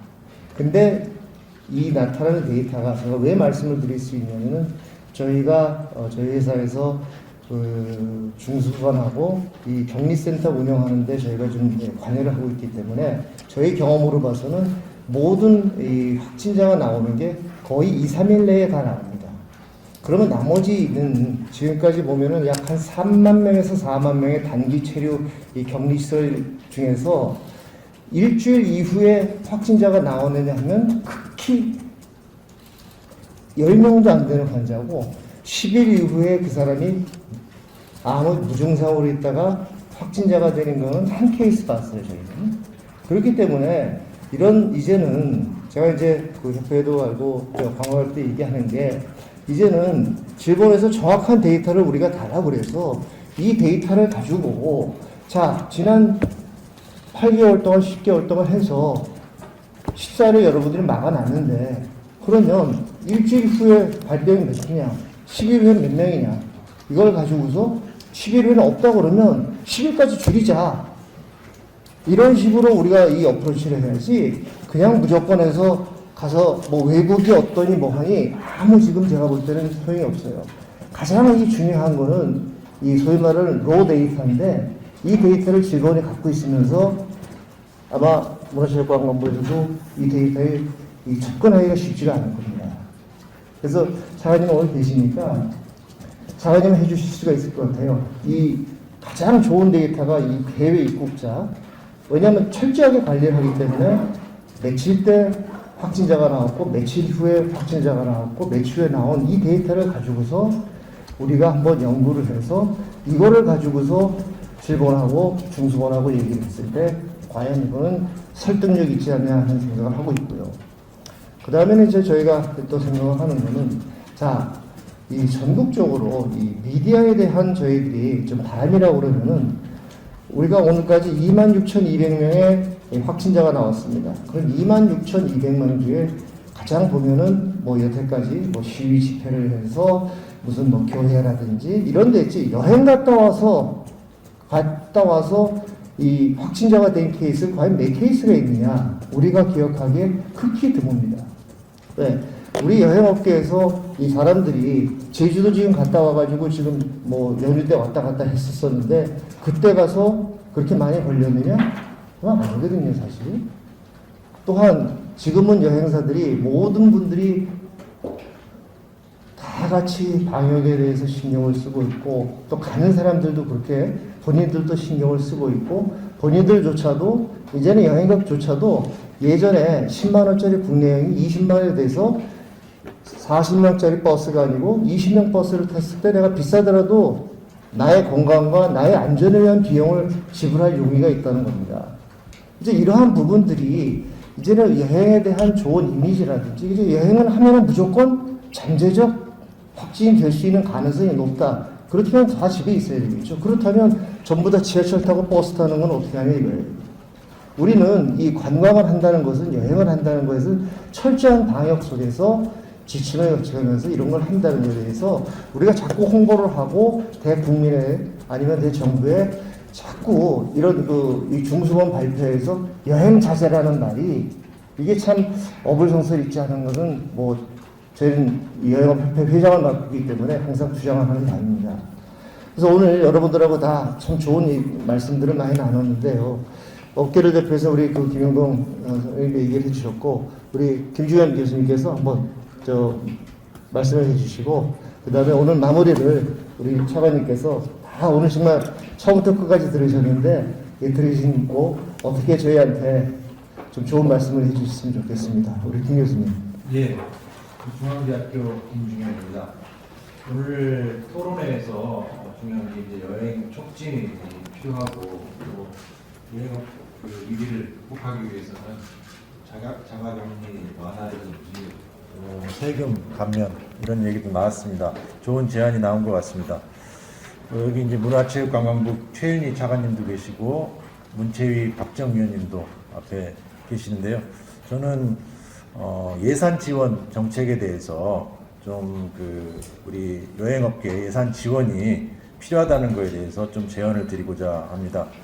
지금 관광 기금이 현재 한 1조 2천억이 걷어지고 있는데요. 뭐 올해도 관광 기금이 걷어지지만 감소 되리라고 예상이 됩니다. 그 중에서 출국 납부금이 있습니다. 우리가 여행을 할 때 출국 납부금을 이렇게 걷어들이는데요. 징수하고 있고 이거에 대한 납부금이 항공사와 또 공항공사에게 이렇게 항공권을 통해서 납부금이 이렇게 부과가 되고 있습니다. 그래서 이거에 대한 이제 불합리한 출국세 위탁 수수료 지급 방식에 대해서 좀 개선을 통하면 우리 여행업계에도 정책적으로 이 지원금이 배려가 되지 않을까 싶어서 좀 말씀을 드리고 싶은데요. 이 위탁 수수료가 현재 항공사와 그리고 공항공사에만 지급이 되고 있습니다. 현재 2019년에는 2,200억 정도가 거쳤는데 그 중에서 한 5.5% 정도를 여행업계에는 한 푼도 안 가고 그리고 항공사와 공항공사에만 지급이 되고 있습니다. 하지만 항공권 발매 중에서 여행사가 70에서 한 80%를 위탁을 해서 여행사가 항공권을 발매하고 있기 때문에 실제적인 업무는 여행사가 한다고 볼 수가 있습니다. 이를 통해서 출국 납부 수수료 징수 업무를 여행사가 하고 있기 때문에 이 출국 납부금을 부과하는 금액을 좀 더 정책적으로 위탁 수수료를 여행사에게 갈 수 있도록 할 필요가 있습니다. 올해 현재 여행 수수료가 한 8월 현재 894억 정도가 거쳤다고 하는데 상당히 한 반토막 정도로 날 것 같긴 합니다. 그렇습니다만은 이런 위탁 수수료의 현재 지급 방식이 좀 개선돼서 여행업계가 좀 더 좀 위기를 극복할 수 있도록 정책적인 우리 주무부처의 배려가 있었으면 합니다. 이상입니다. 네, 감사합니다. 오늘 처음부터 끝까지 저도 선으로 토론회나 이런 토론 참석했지만 차관님께서 이렇게 끝까지 처음부터 다 정청을 해주는 건 굉장히 드문 경우입니다, 사실. 그래서 저희가 굉장히 감사하게 인사드리고 있고 오늘 우리 애로사항들을 다 이제 듣고 저희가 정책적으로 반영해줬으면 하는 이런 바람들이 있기 때문에 그 차관님이 오늘 전체적으로 말씀을 해주시고 오늘 토론을 마치는 걸로 하겠습니다. 오늘 토론회를 통해서 주신 여러 고견들 잘 들었습니다. 말씀해주신 자가격리 해제 완화에 대해서도 말씀을 해주셨는데요. 방역 당국과 논의해서 3일로 해야 할지 아니면 단계적으로 10일, 5일, 3일 이렇게 어떻게 해야 할지 한번 논의해 보도록 하겠습니다. 정부에서 업계에 지원을 해드렸습니다만 더 많은 도움을 드리지 못해서 안타깝습니다. 융자 신청에 대해서 까다롭다고 지적을 해주셨는데요. 은행에서 요구하는 것은 담보가 있어야지 융자를 지원해 줄 수 있다라는 그런 입장이었습니다. 하지만 이 문제도 저희가 그 실질적으로 어떻게 도움을 드릴 수 있을지 고민해 보도록 하겠습니다. 그리고 4대 보험료 지원, 그리고 소득 공제 지원도 말씀을 해주셨는데요. 이것도 재정 당국과 논의를 해보도록 하겠습니다. 문체부도 관광업계나 또 여행업계에 무엇을 도와드릴 수 있을까 함께 고민하고 또 해결책을 찾도록 하겠습니다. 오늘 논의된 그 다양한 의견들이 정책적으로 잘 반영이 될 수 있도록 재정 당국과 또 구태와 지속적으로 노력하도록 하겠습니다. 감사합니다.